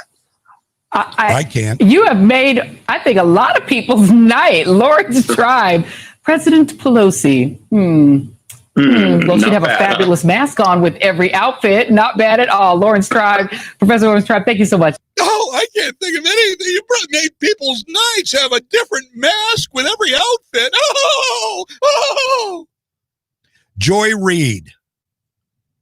No opinion there, though, is there? Because Chuck Todd says... And just a reminder, for what it's worth, there is no editorial point of view here on any of these newscasts on MSNBC in the daytime. Oh, that Chuck Todd. He's such a funny guy. He doesn't even realize it. Chuck Todd. 10:47 right now in Legacy 1160 WSKW. Did you hear the back and forth between Donald Trump and Jim Acosta? That cocky, arrogant, self-serving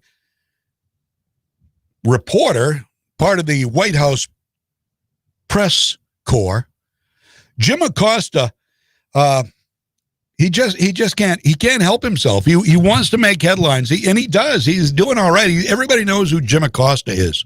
You don't even have to watch CNN to know what this dub looks like and what his modus operandi is. He's out to make sound bites for his kiss up to his people there on the network. Like Wolf Blitzer and all the rest of them there. Chris Cuomo, Don Lemon, and others. So on Monday, yesterday, Donald Trump had a press conference to discuss the American coronavirus response, how it was. He thought it was good. And, of course, negativity was poured onto it by Jim Acosta, who interrupted him and tried to highlight the number of deaths. Of course he did. Tried to paint the president's response as inadequate. Although we know that Joe Biden and the progressives' response would have been much less adequate. Or now that I think about it, maybe not. Here's why. Tell me if this is not plausible. Maybe it would have been more adequate. In fact, I'm going to go out on a limb here. I'm going to go out on my conspiratorial limb because conspiracy theories are all the rage now on mainstream media. Every day, that's what they deal in. How about this scenario? And don't think that this could not be true. If there were a Democrat, if Hillary Clinton were president, I have my doubts that the coronavirus would have ever may never have left China. It may never have been a thing. It may never have been developed in a lab and released. Certainly, I think it's plausible that it may not have come to America because China wants to get rid of President Donald Trump, and China and the WHO, Dr. Tedros Adhanom, they're in bed together. They're in a freaking virtual love fest. Xi Jinping and Tedros. What do you want me to do, Xi? What do you want me to do? You want me to let it go to the United States? Tell them it's safe to travel. There's no person-to-person spread. Okay, Xi. So I think there was that little love fest. And I also believe that many of the progressive left in our own Congress didn't want to stop it. That's why Joe Biden called Donald Trump a xenophobe when he stopped travel from China, indicating that he wouldn't have stopped travel from China. That Donald Trump was only doing it because he doesn't like people from other cultures, other countries. He wants to stop travel. That's basically what Joe Biden said. So Joe Biden wouldn't have stopped travel, either that, or he was complicit in wanting the virus to spread here so we could have shutdowns, ruin the economy, ruin people's lives, collateral damage. They are in such a hurry to get Trump out and gain their power for life, that don't even put it past them to do something maniacal like that. So, with that said, let's listen as fake news CNN. Yes, he said it. I love it. I love Donald Trump's responses to CNN. He calls them for what they are. They hate it. They hate it. All the more reason for him to do it. Here is Donald Trump and a little interaction with one of our favorite reporters in the White House press corps. Yes, Mr. Jim Acosta. Here it is. Very complicated machines, very expensive. Hold it. Have so many deaths. Hold it. The U.S. has so many deaths compared to Hold it. so many countries around the world. Fake news, CNN, hold it. We have done a great job in this country. We haven't been given, and not me, I'm not talking about me, Vice President, the task force, have not been given the kind of credit. If you look, countries all over the world are exploding right now. People that you said were doing a wonderful job, so wonderful. But right now, take a look at the countries that are exploding. You have Italy back, you have Spain back, you have France back, you have Germany back. You have a lot of countries, and that's not to knock them. It is a very delicate, very contagious disease. It was released by China. It should never have been allowed to release. There was the source where you could have stopped it. And they did stop it from going into China, although now they say that China is having a lot of problems.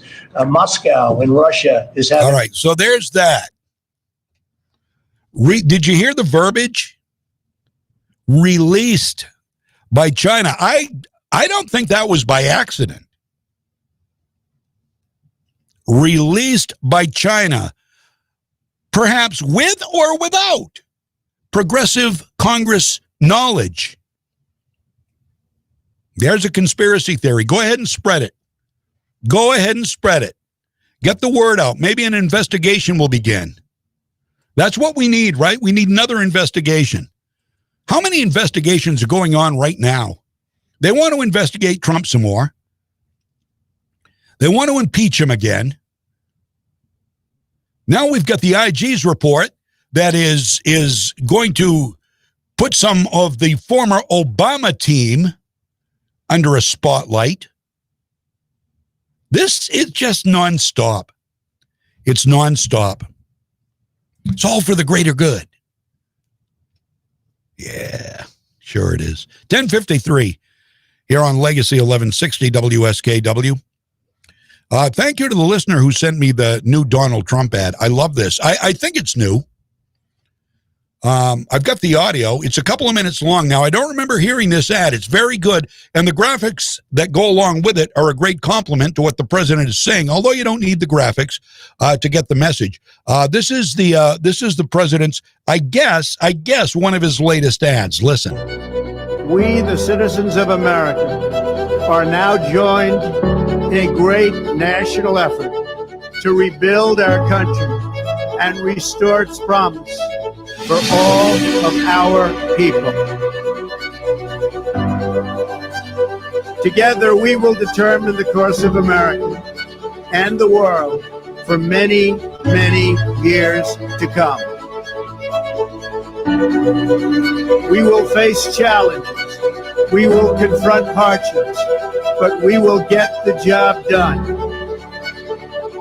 For too long, a small group in our nation's capital has reaped the rewards of government, while the people have borne the cost. The forgotten men and women of our country will be forgotten no longer.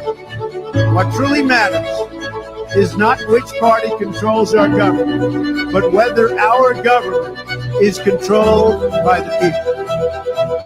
Every decision on trade, on taxes, on immigration, on foreign affairs will be made to benefit American workers and American families. We must protect our borders from the ravages of other countries, making our products, stealing our companies, and destroying our jobs. America will start winning again, winning like never before.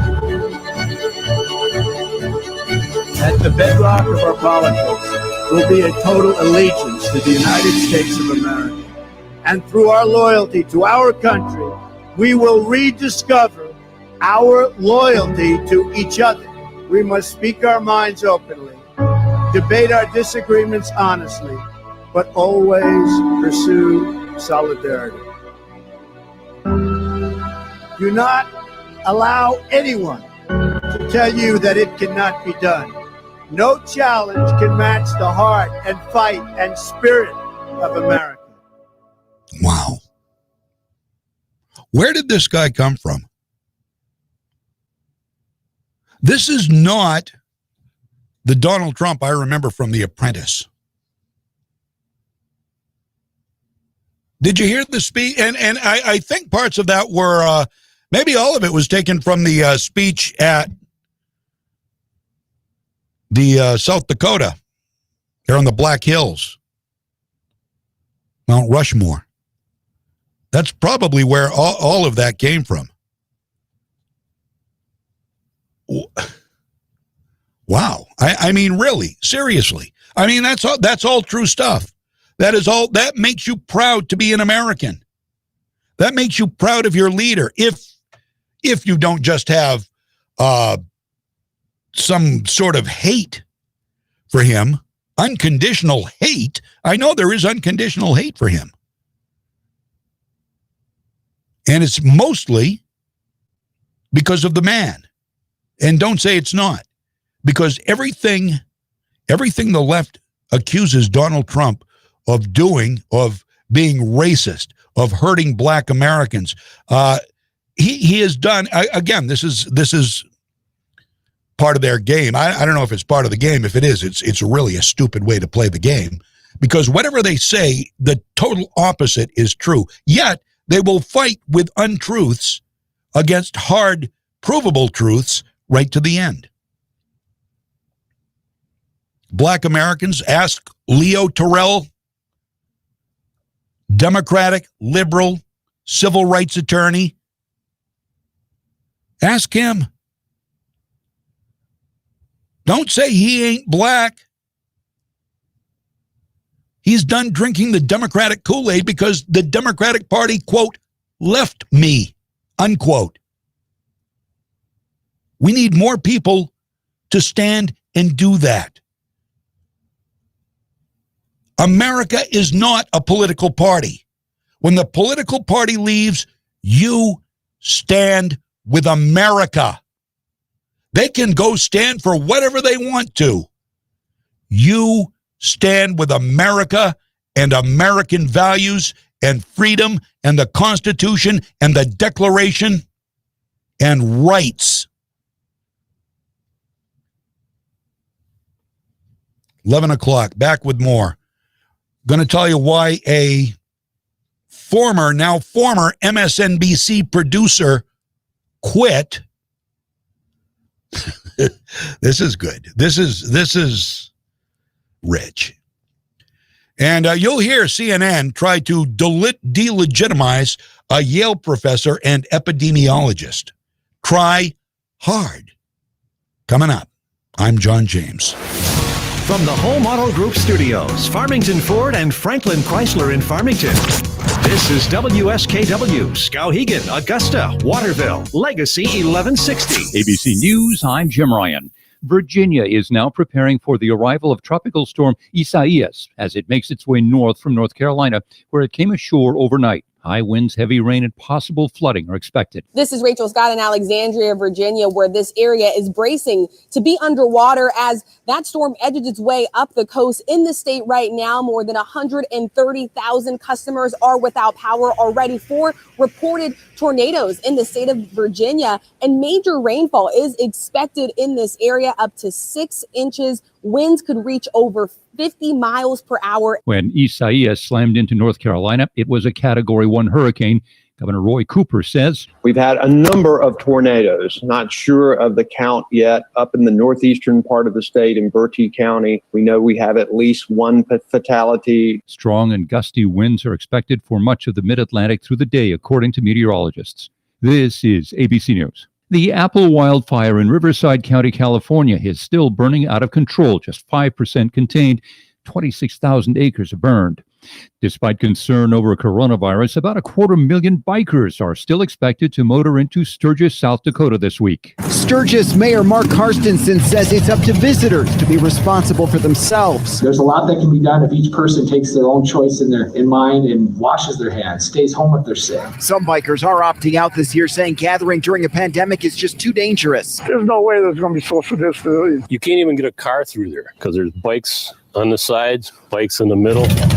Health officials in neighboring Minnesota are recommending bikers who go to Sturgis get tested for COVID-19 when they return home. Ryan Burrow, ABC News. Google is running into a possible European roadblock as it tries to buy fitness tracker Fitbit. European regulators say they need to know more about how Google will use all that personal fitness and health data. Jim Ryan, ABC News. At Walgreens, we know summer may look a little different this year. That's why we've made it easier to enjoy the moments you do make with new ways to shop. With shop online and pick up in our drive-thru, or quick same-day delivery on select items with Postmates, you can keep summer going.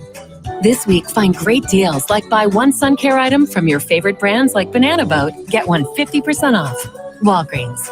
Offer valid with card while supplies last. Restrictions and exclusions apply. See walgreens.com for details. Ask Sherwin-Williams and get your color your way. We've made it easier than ever to try and buy color. Preview paint colors in your home with our Color Snap app. Then visit swcolorchips.com to have color chips delivered to your door for free. And when you're ready to paint, shop online. Then stop by your local Sherwin-Williams store for curbside pickup and get everything you need without leaving your car.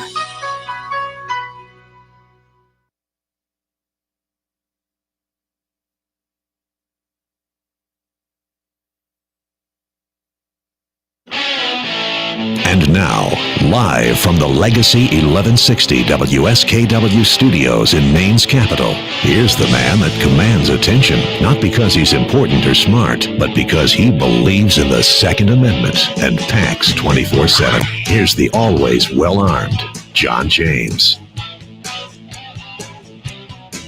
Oh, okay.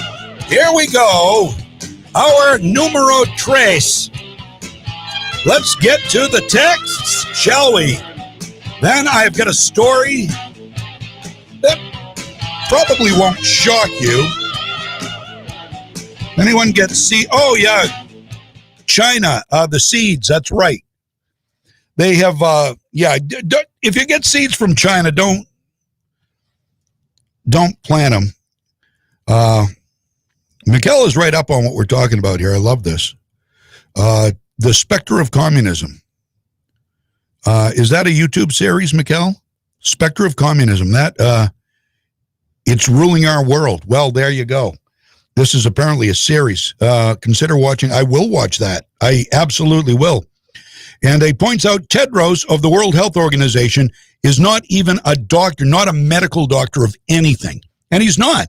In fact, he is the first leader of the World Health Organization who is actually not a medical doctor. He is just a communist friend of Xi Jinping. And we're supposed to believe the WHO over our doctors saying hydroxychloroquine has helped patients. We're supposed to believe an organization run by a non-medical doctor that is siding with China on just about everything. We're supposed to believe them before we believe our doctors on the front lines in this country. Okay, that makes perfect sense. That makes sense why Facebook and Twitter and YouTube are censoring all the talk. They won't censor anything from China, but they'll censor all talk that medical doctors, medical professionals want to make about hydroxychloroquine in this country. And I will keep an eye on the feed because now that I've said the nasty word, they could be on to me. The seeds from China now, they are... they're most of them, I guess, they're like flower seeds, marigolds, and that doesn't make any sense. So, but you don't know. Thank you for the compliment. Spanish for Isaiah. Is that what it is? I did not know that. Thank you. Spanish for Isaiah. I didn't know that. The name of the storm, which I can't even remember what it is. Why didn't they just call it Isaiah? I don't know. Who names the damn storms? Now, I get most of my news from reading. And so I didn't know how to say the name of this. I saw the name. I said, how do you say this? Because I've been reading about it for days. I've got a friend in Miami who's been watching it for days. In fact, Paul, if you're listening, I'd like to know how you fared. I hope everything's okay. I don't think it was a direct hit, was it, on Miami? I know that's the way it was headed initially, but we're going to see some remnants of it tonight and tomorrow. Early tomorrow, I guess. Thanks for the information, though. I'm just going to call it Isaiah because I can remember that name. 1107, Legacy 1160, WSKW. Yeah, I know. I did have a caller on the line. I have no idea. I didn't see it, so we lost him. I miss some calls because I have to look at the light. The number to call, by the way, voice calls 207-621-9759. 207-621-9759. And the text line, of course, 207-441-6969. Let's see what we've got on Facebook. Never paid attention, Ken says, to the news till I was introduced to Fox News because, oh, really? Because of me, as I only recently moved to Maine, and one day in the car, I was just scrolling on the AM dial. Thank you. The AM dial has a lot of treasures on it. It really does.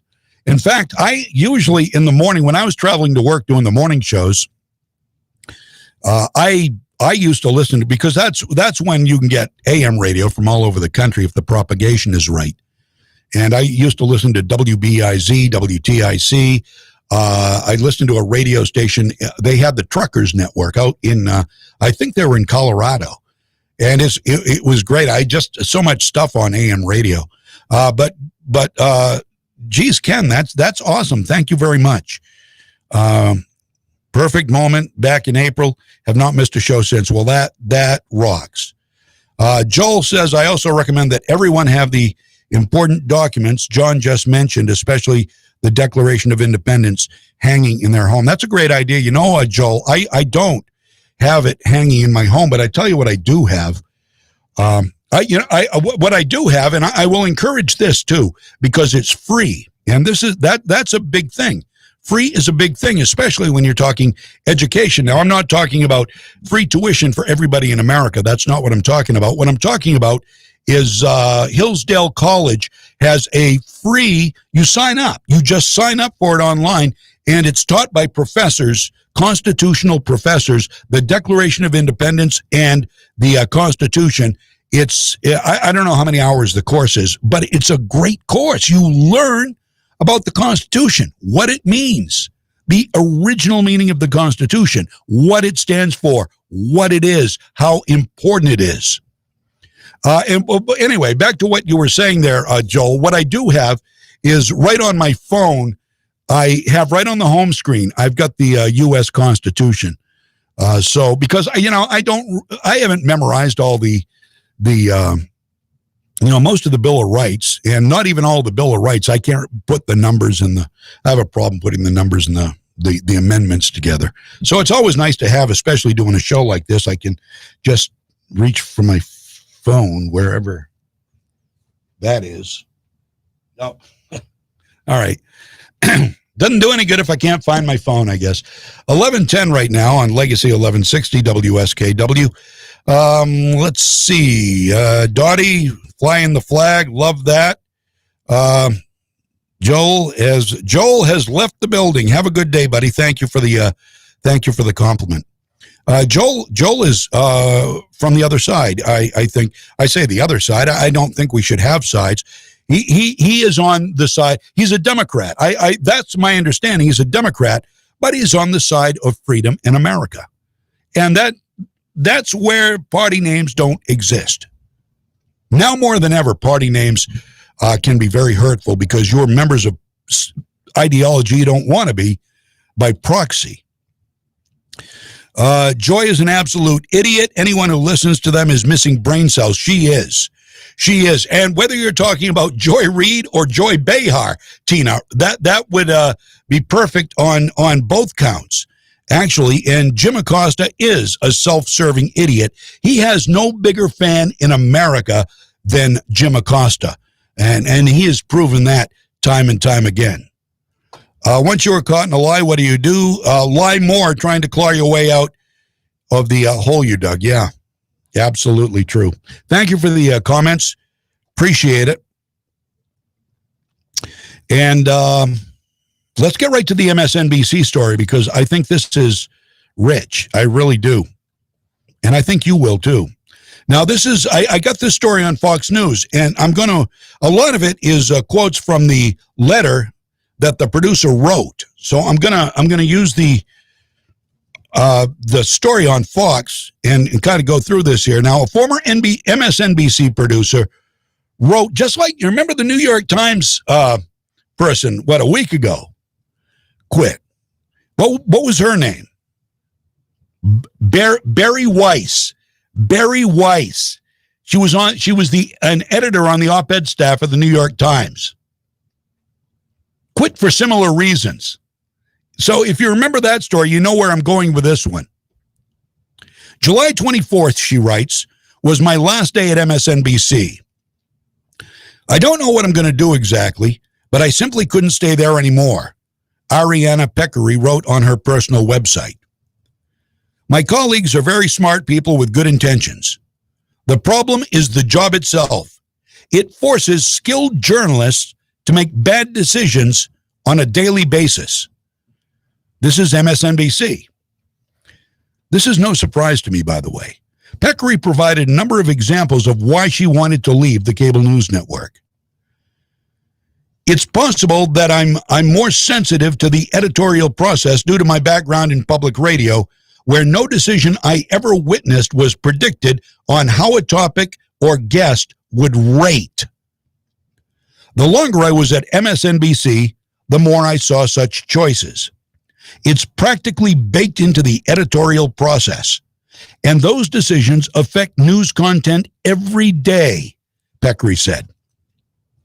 Likewise, it's taboo to discuss how the rating scheme distorts content, or it's simply taken for granted because everyone in the commercial broadcast news industry is doing the exact same thing.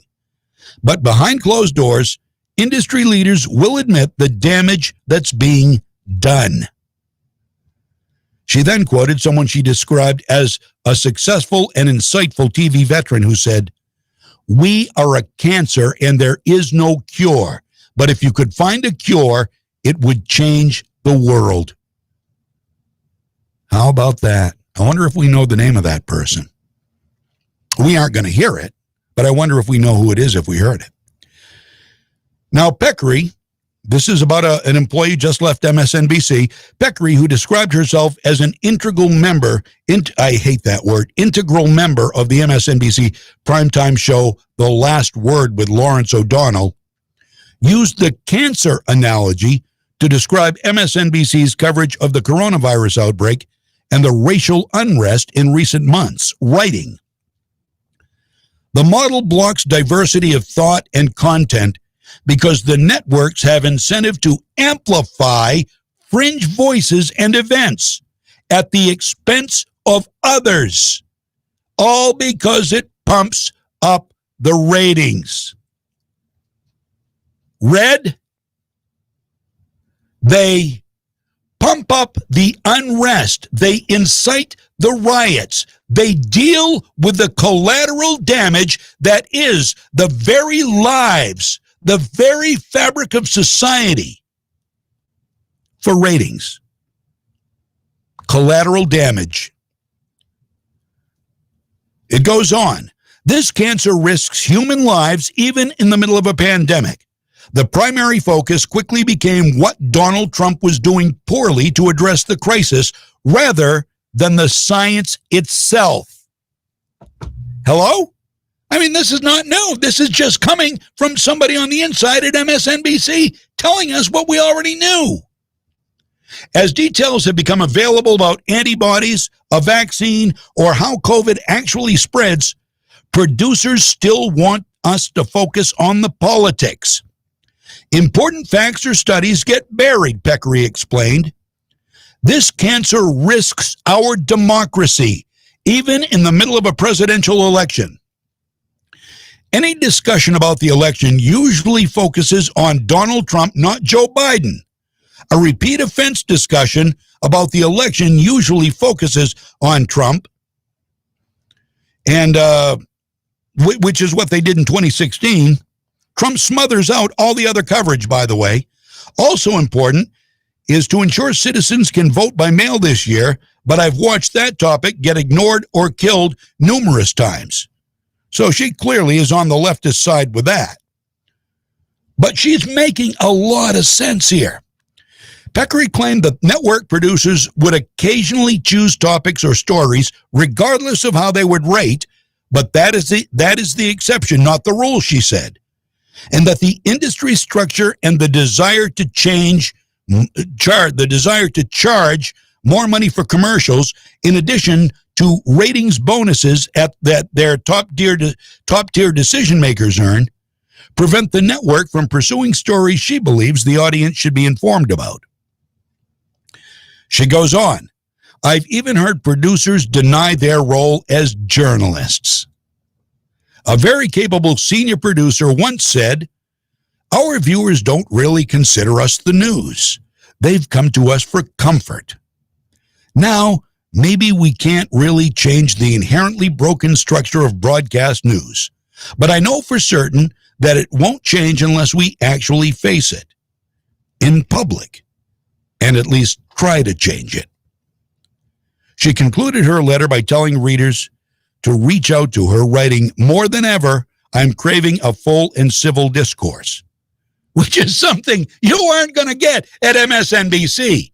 Barry Weiss, here it is, Barry Weiss, the former New York Times op-ed staff editor, who recently resigned from the newspaper with her own letter about the one-sidedness of their politics, praised Peccary's integrity on social media. But of course, she can't be telling the truth about the lopsidedness of MSNBC's news because, as Chuck Todd always says, and just a reminder, for what it's worth, there is no editorial point of view here on any of these newscasts on MSNBC in the daytime. No, of course not. There's no editorializing. They don't make things up.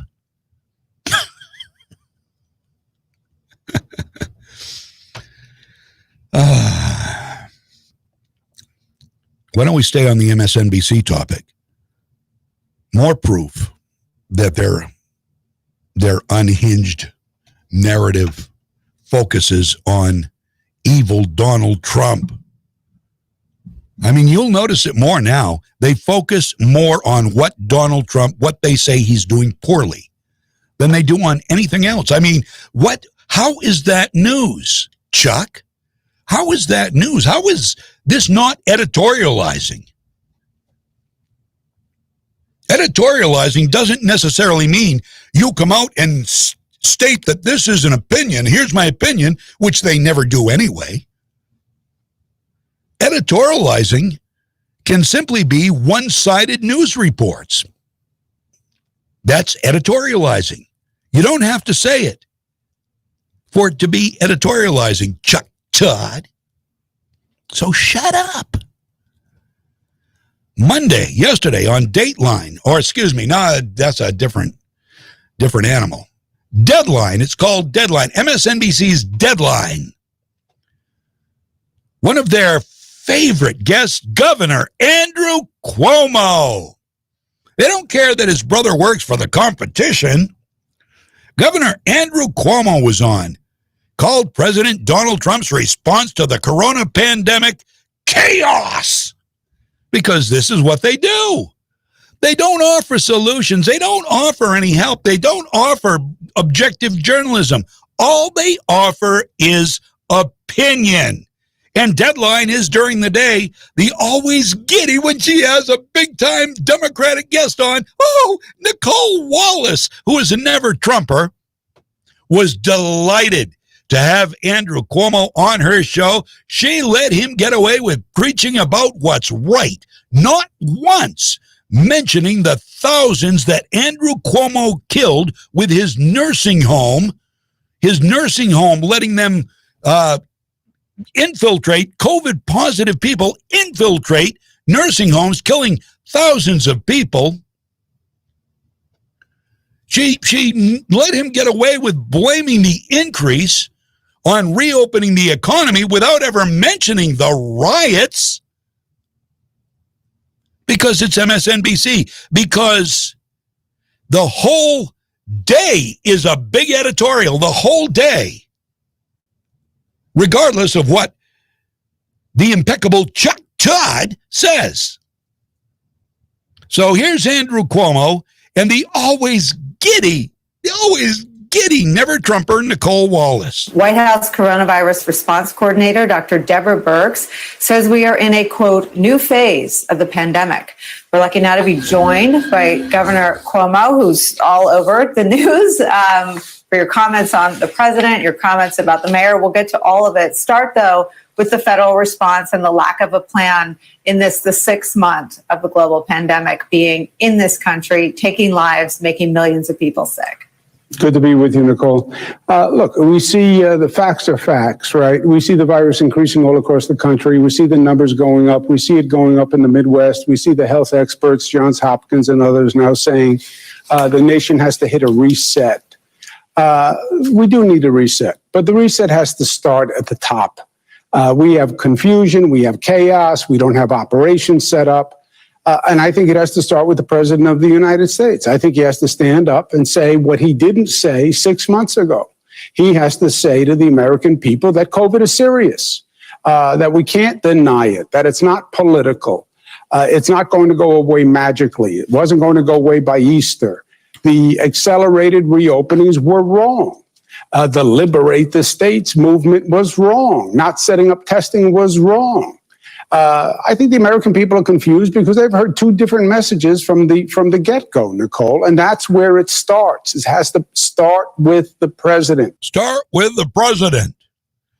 How about all those elderly people who died thanks to you, Andrew Cuomo? And yeah, you've been critical of Mayor Bill de Blasio. I think everybody, even Democrats, are critical of that yo-yo. But did you do any better? And here you are espousing what's right in your mind when you couldn't even handle New York. And you weren't even challenged by Nicole Wallace. Another poor excuse for journalism. There is no journalism there. There is no journalism. And the lady, the woman who left MSNBC, who stated all of this stuff we've been telling you, there is no journalism. It's all about ratings and money and ads. That's all they care about. And getting rid of Trump. I'm going to ask you, what ratings? What ratings is any of this getting them? Doesn't look like they're getting much. For all of their pandering, for all of their liberal narrative, for all of their progressivism, they aren't getting much.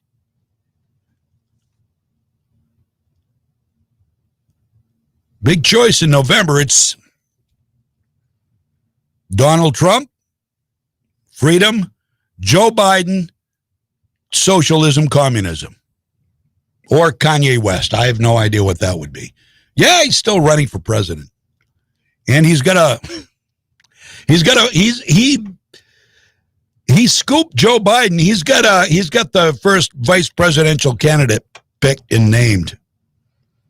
According to The Blaze, music mogul and 2020 presidential candidate Kanye West has listed his vice presidential pick. We haven't heard from her yet. TMZ reported yesterday that Kanye West has named Michelle Tidball as his running mate. Now, I would like them to win just because I would like to use the word Tidball for the next 4 years, but it's not going to happen.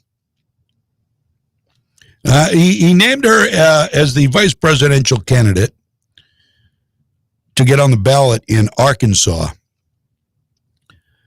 She has remained silent. She may not even know.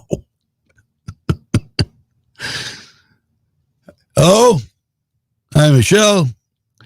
Yeah, this is Kanye West. Yeah, I'm gonna let you finish. You hold on. You're running for vice president. Say what? According to Forbes, Tidball describes herself as a biblical life coach and lives in Cody, Wyoming, where West, he owned a ranch, I guess, or owns a ranch. The outlet pointed to Tidball's biography page, where she reportedly touts various degrees in mental health and criminal justice. The Blaze was trying to find that page. It wouldn't load for them yesterday. I don't know. I may or may not look for it. But Michelle Tidball could be your vice president if Kanye West wins the election. If he can get through the next few weeks without any meltdowns, guess we'll see what happens. What's he running as? I have no idea. No idea. Thank you for the years. Very good. Very good. Yeah, Hillsdale College is a great constitutional resource. Free course, by the way. Again, I tout that. A free course. It's great. 1775, 1860, 2020. There are years of real consequence in American history, and there you go. Thank you for that. So, how about the professor that CNN tried to legitimize? Yeah, big time. Big time. They have to. They have to deal, because they can't let a doctor say anything that agrees with Donald Trump's philosophy on CNN or MSNBC. I'm surprised they had him on. I'm surprised they allowed him on CNN. They didn't let him say much, as you will hear, but they let him on. You want to stick around? You're going to hear it. It's next. I'm John James. WSKW, AM 1160. Do you believe you've got the best cornhole team in the area? Well, if you can prove it against the toughest competition around, you could take home $1,000 in cash and statewide bragging rights in Legacy 1160 WSKW's first ever Cornhole Classic. We're holding qualifying rounds all over Central Maine, and 4 teams from each stop will make the finals, culminating with the championships on September 26th at Ray Haskell Ford Lincoln. Our first qualifying stop is at Connected Credit Union Wednesday, August 5th. Both players must be present and sign up in person from 3 to 4 p.m. at Connected Credit Union Civic Center Drive in Augusta, with games beginning shortly after. Now, before you head over, take a minute to check out all the details on contest rules, locations, and more by visiting legacy1160.com/cornhole. It's the Legacy 1160 WSKW Cornhole Classic, brought to you by Connected Credit Union, Majors Furniture and Appliance, Damon's Beverage, Trailside Performance, Manchester Motors, HT Winters, and Ray Haskell Ford Lincoln. NS Giles Foundations, Inc., the most respected concrete company in Maine, is looking to hire entry-level concrete and construction workers. These positions include a full benefits package, competitive wages, advancement opportunities, and year-round employment with no off-season layoff. Experience is preferred, but they'd be happy to train the right candidate. Unemployment may soon run out. Take control of your own destiny with NS Giles. To apply, go to the career section at nsgiles.com or contact their HR department at 942-9445. NS Giles Foundations, Inc. is an equal opportunity employer. Take it to Moody's.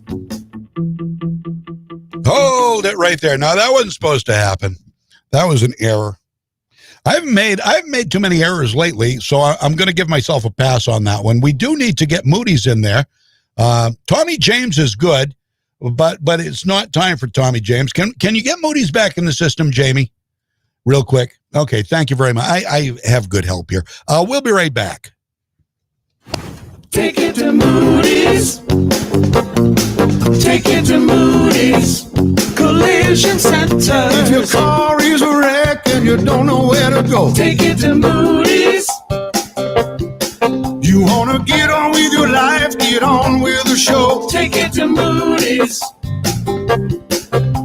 Good people you can trust and it won't be a fuss. Take it to Moody's Collision Centers. MOOGY.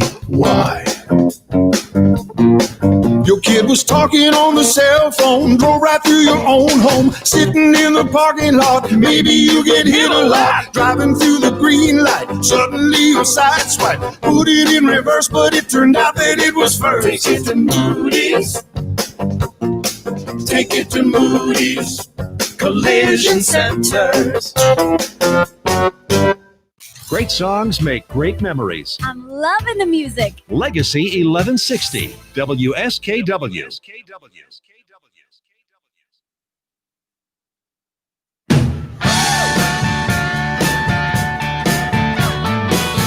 Oh boy, that'd be a great song to play. I'm not going to play Hot Legs right now. I may play it on. No, I'm not. You know what? I'm actually taking Thursday and Friday off, so I won't be here on Friday. I would play it on Friday for you if I was going to be here, but I'm not. So, gonna have a little time off. 11:33 here on Legacy 1160 WSKW. I'm John James, your friendly host. This is your pep rally for freedom, and it's awesome to have you among the listeners, wherever you are. Thank you for the Constitutionalists after November. Thought experiment. Maybe President Trump will organize the Constitutionalists. GOP has been consumed. But the GOP has really become tepid. I think that's a good word. They aren't on fire they don't have the fire in the belly anymore for the Constitution. I don't know that they ever really, some do. Don't get me wrong, some do. You take people like Matt Gaetz, who is just awesome, Elise Stefanik, and others. And then you've got people like Jared Golden, Shelley Pingree, and they're not Republicans. I get that. But what have they done? What? You don't hear about these people on a regular basis. You hear from the Matt Gaetz, the Elise Stefanik, and there are others. There are plenty of, I can't think of all their names, but by and large, it's just tepid. They go along. It's that old go along to get along mindset. And I am torn. I am literally torn. And I think you are too, or you should be maybe. I don't know. I'm not trying to put words in your brain, but about whether I think term limits are a good idea. On the one hand, it would give us fresh blood, people with fire in the belly. The people like the pathetic Nancy Pelosi and Chuck Schumer and some Republicans, Mitch McConnell. All of these people have been in there for so long, they've lost the fire in the belly to make America great. Donald Trump has that. Donald Trump has the fire in the belly to make America great and keep America free. That's what we need. So in that sense, term limits would be good. But in the other sense, you lose a lot of the ongoing knowledge that you get from being in office. Maybe 2 terms for the Senate, that would be 12 years, and maybe 4, 5, 6 terms, 2-year terms for the House. I don't know. I really don't know how I feel about this. But I think it's something that we should talk about, and I think it is being talked about. Nothing ever seems to happen. Nothing ever comes of it. You aren't going to get people who are just part of the frickin' structures like Nancy Pelosi. They'll be there until they die, literally. Many of them are. Many of them die in office because that is their life. That's all they know. They don't know real life. They don't know the lives that you and I live, regular people. They have no clue. No clue what we're thinking, what we're doing. And if we do tell them, if they do ever have a town hall where they listen, they don't understand any of it.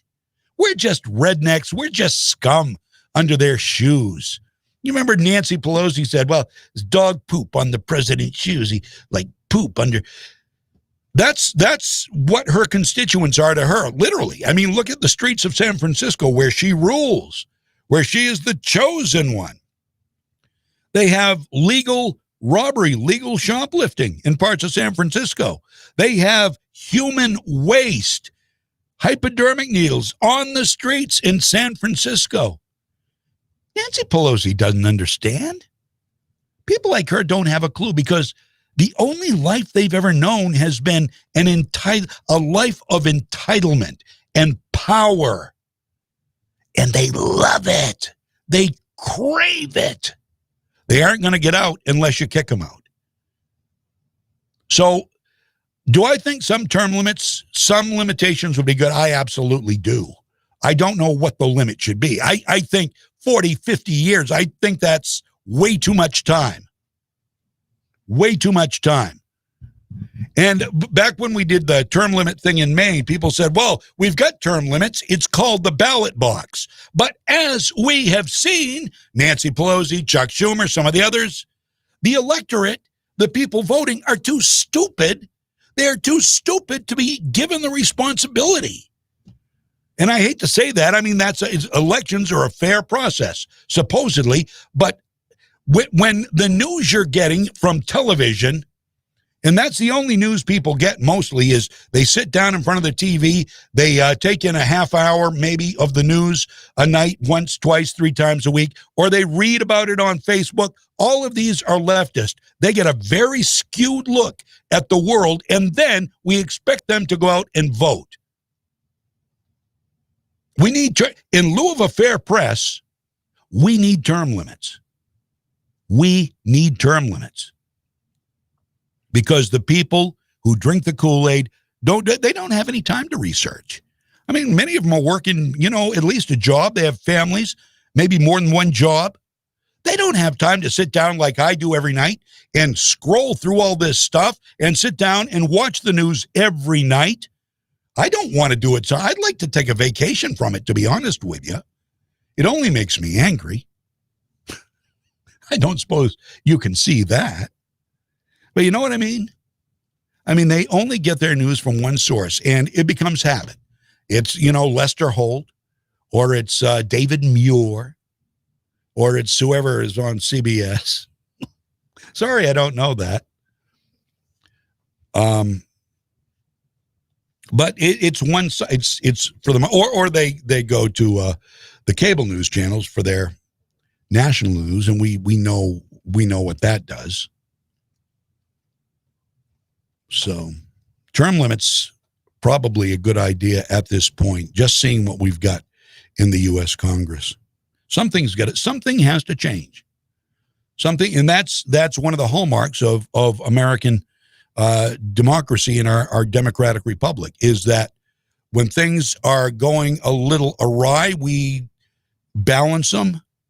And elections have always worked good for that. But we have never had such a left-wing progressive push by media. Never had anything like this before. Donald Trump caused them to change. They weren't this bad during Obama. Not nearly. They were still left. They were, they loved Barack Obama. They loved talking to Barack Obama, talking about Barack Obama, hailing his achievements.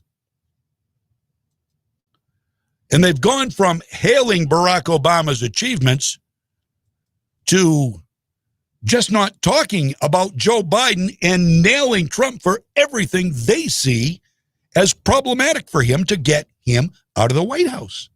We've never had to deal with this before, so some changes have to be made.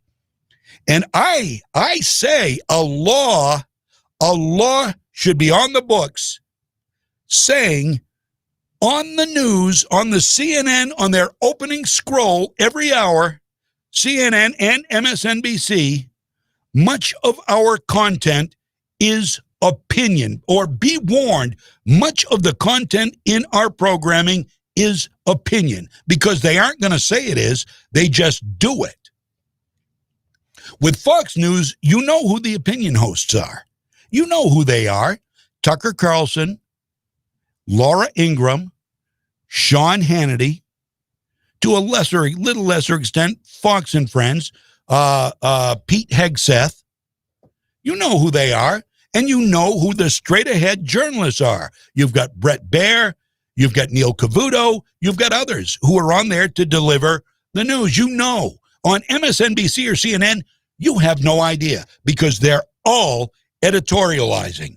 Even though our friend Chuck Todd says... And just a reminder, for what it's worth, there is no editorial point of view here on any of these newscasts on MSNBC in the daytime. You know, I'll tell you, Chuck Todd, what it's worth. It's worth nothing. It is worth... Your word is worth zero. Nothing. Okay? Understood? So CNN and John Berman had on a doctor that we actually featured the other day. His name is Dr. Risch. R-I-S-C-H. You can look him up. You can read about him. You can read about a lot of these doctors that we cite on here. He's a prominent professor of epidemiology, and he was on CNN. I find that hard to believe, but he was on CNN, making the case hydroxychloroquine does indeed significantly improve outcomes in a large group of patients, high-risk outpatients. But he's on CNN, so he and his assertions must be discredited by all means necessary. And John Berman was all ready to do that. He went to war on New Day yesterday against Dr. Harvey Risch, who had written a Newsweek column making the case for hydroxychloroquine, and which includes these words. Listen. I have been flummoxed to find that in the midst of a crisis, I am fighting for a treatment, hydroxychloroquine, that the data fully support, but which, for reasons that have nothing to do with a correct understanding of science, has been pushed to the sidelines. As a result, and this is the money line, as a result, tens of thousands of patients with COVID-19 are dying unnecessarily. Before we hear Dr. Risch and a very antagonistic John Berman of CNN, let me tell you a little bit about this doctor. This is just one of many, by the way, one of many doctors. Dr. Harvey Risch is a professor of epidemiology in the Department of Epidemiology and Public Health at the Yale School of Public Health and Yale School of Medicine.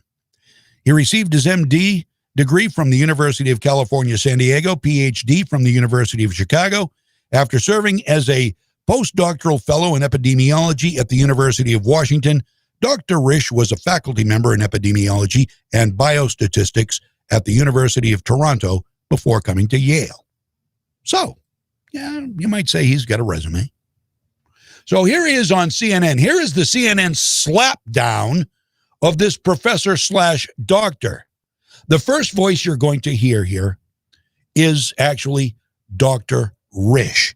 And then John Berman can't help but input. So as of now, there are 12 studies that show that hydroxychloroquine plus zinc and other companion medications, when used early in high-risk outpatients, convey significant and a substantial benefit in reducing the risk of hospitalization and mortality. When you wrote in the Newsweek op-ed, it was 7, now it's 12. None of those studies that you just cited are random placebo-controlled trials, what Dr. Anthony Fauci refers to as the gold standard. Fauci is God, you see. He's God. Trials. None of them have shown efficacy, correct? That's not actually correct. The problem with those randomized controlled trials is they were trials done on the wrong people. They were trials done on low-risk people who have very, very low risks of hospitalization and mortality. So you don't do a study of prostate cancer in women to prevent prostate cancer in women because nobody's going to get the outcome. And that's what those studies did. Well, look, okay, to that argument, again, your paper in Newsweek goes on to suggest the problem is they're not being tested, hydroxy is not being tested on outpatient people, not hospitalized people. So a little shift in your argument there from what you wrote in Newsweek already. The fact of the matter is... I'm sorry, I think that's a mistake. The fact of the matter is there are no random placebo-controlled trials. Just won't let him talk, Willie. Just won't let him talk. No, you're misstating what I said. Again, the question is, why haven't any random placebo-controlled trials showed benefit? And isn't that a problem for an epidemiologist? No. In fact, the FDA has a huge history of drugs going into widespread use in the medical community for decades that have not been established on the basis of randomized controlled trials. Half of the chemotherapy drugs used in cancer were used without randomized controlled trials. The antibiotics, amoxicillin, for example, that parents use with their children all the time, day in, day out, was never established with a randomized controlled trial before it was used. And I've been speaking to a number of epidemiologists over the last few days who also are frankly shocked that you've moved the bar so much on these randomized placebo-controlled trials. Let me just read something, what someone wrote me. He said, while I can't dismiss this out of hand, in other words, he can't dismiss out of hand that maybe there is some benefit to some subgroup, for you to discuss it is irresponsible at this point without the public evidence provided by a random placebo-controlled trial. Benefit to these random placebo-controlled trials, as you well know, is that there is a built-in bias, or can be, in any trial that's not random. Randomized placebo-controlled trials, which Dr. Fauci does refer to as the gold standard, are so useful, and I know you know that. And that is also what the epidemiologists... that's what the epidemiologists... I'm not disputing that you have cited these other studies, these subgroups. I'm not disputing you've cited these studies which show a benefit in subgroups, but the problem is when put up against the random placebo-controlled trials, none of which have shown a benefit, there is a conflict there which has caused the FDA pause. I'm sorry, but you have actually 3 or 4 wrong statements in what you said. The issue here is the conflict between the studies you're citing, some of which people need to know are a little sketchy. For instance, the Zelenko study. Sketchy. The FDA has no data on outpatient use, and yet it put a black letter warning against it. What a moron. What an idiot. Who the hell does John Berman think he is? How many times did he say, well, it wasn't a placebo-controlled study? Wasn't a placebo-controlled study. At every juncture, Dr. Risch cut him off and said, you are misrepresenting what I said. Can this guy not read? Is this guy given a list of talking points? And he's told, well, the minute he starts making a case for hydroxychloroquine, you make sure, John Berman, to cut him off at the knees. And you push back. And you say, placebo-controlled study. Just keep saying that phrase. Every time he gets out of hand and starts touting the effects of hydroxy, you say, random placebo-controlled study. I mean, what was that? Why did they even have the doctor on? Because all John Berman, who I don't think is an epidemiologist, all John Berman is going to do is push back with the one line that he knows, random placebo-controlled study, probably 10 times in that 2 minutes. It's a joke. It's not news. It should not be portrayed as news. It should come with a disclaimer. It should come with a warning. And it should be noted so people don't take it as gospel, which they clearly do. And if you missed it, earlier this hour, we talked about the woman who just left MSDNC, the producer, who said that her network cared more about getting ratings and more money for the ads by putting on basically fake news and ramping up riots than they did about reporting the news. She said it. She was inside MSNBC, and she said it. The truth that we already knew, by the way, comes out, but it's nice to hear it from somebody on the inside. Right? 11:51 right now, Legacy 1160 WSKW. Donald Trump Jr. said on Fox News, the real problem is the old man comes home from a 10, 12, 15-hour day, clicks on 15 minutes of liberal news, and believes he is informed. That's absolutely right. That is a perfect analogy for mainstream America, which the politicians, the lifetime politicians, don't understand who we are. They do not understand. They do not, so long as you don't take away their stipends, their book deals, their exorbitant pay, their high-class restaurants, and, you know, their expense accounts, they don't care. They can't even relate to you and me. I have got to tell you, one thing I can say about Bill Clinton. One thing I like Bill Clinton. As I didn't think he was a great president, but I liked Bill Clinton. Because here's a guy, he just seemed like sort of like Donald Trump, just a regular guy. And he would go out and his favorite place to go was to McDonald's. I mean, and he'd want to go alone. I mean, he wouldn't want Secret Service or anything with him. I think they went. I think they had to. But he just wanted to go get a Big Mac or something. And he wasn't faking that. I don't believe he was faking that. I think he was he's an Arkansas good old boy, I think. He was certainly an elitist, but he understood. He understood, I think, a little bit more about regular people, having been the governor of Arkansas before he became president. Donald Trump actually worked to understand the working stiffs. He would go out and ask questions. He'd go among the people. He'd talk to his staff at his different resorts. Just the regular schmucks like you and me will never be as rich as Donald Trump. Hell, I wouldn't want to be as rich as Donald Trump.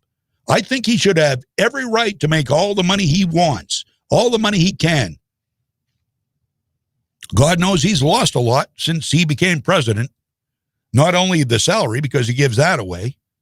He lost his TV reality series as soon as he started spouting off about people from Mexico, which, I mean, that was misrepresented too. But NBC, NBC doesn't like anybody who seems to be conservative, so he was out of there right away. Soon as he started taking a stand on conservative issues. But it would have been over anyway. I mean, once he became president, obviously. But how much business has he lost at his hospitality industry? I can't even begin to imagine. I'm sure he's picked up a lot too. I mean, this has certainly been good publicity for him and his brand. But there are certainly better ways to go around making your business better than becoming president and being hated by half America. 11:55. That's all the time we've got, I'm afraid. I would love to. I don't think I've got anything short that we can do here. You know what? No, I don't. I don't have time. So we've got plenty of stuff to talk about tomorrow. And I hope you'll be here. I really do. I appreciate your time. I will check the texts one more time. Clinton is a pedophile. Well, you know what? Okay. I'm not going to deny that. I mean, that news is still coming out. On the Lolita Express on Pedo Island, which, get this. I learned this watching the documentary. I haven't watched any more of it. What was it? Filthy Rich, I think it's called, about Jeffrey Epstein. Pedo Island is where he was. That was the name of the island before Jeffrey Epstein owned it. Pedo Island. What? Look that one up. I don't quote me on that, but look it up. I'm sure that's what I heard, and I couldn't even believe that. But it's got to be true. I heard it on the TV. 11:56. Have a great afternoon. Mike Violet here tomorrow morning at 6. I'm John James. Delta Ambulance is the area's leading provider of high-quality emergency services and medical transportation in central Maine. You can always rely on Delta for a safe transportation for routine or critical care transfers to and from any healthcare facility or home, regardless of distance. Since 1972, Delta Ambulance has been standing by, ready to help when you need it most. Learn more about the difference Delta makes at deltaambulance.org. Compassion, leadership, excellence. That's Delta Ambulance. Are you feeling cooped up? Tired of looking at the same old stuff at home day after day? Well, now that we can finally get out and do a little bit of shopping, why not head over to Townline Antiques?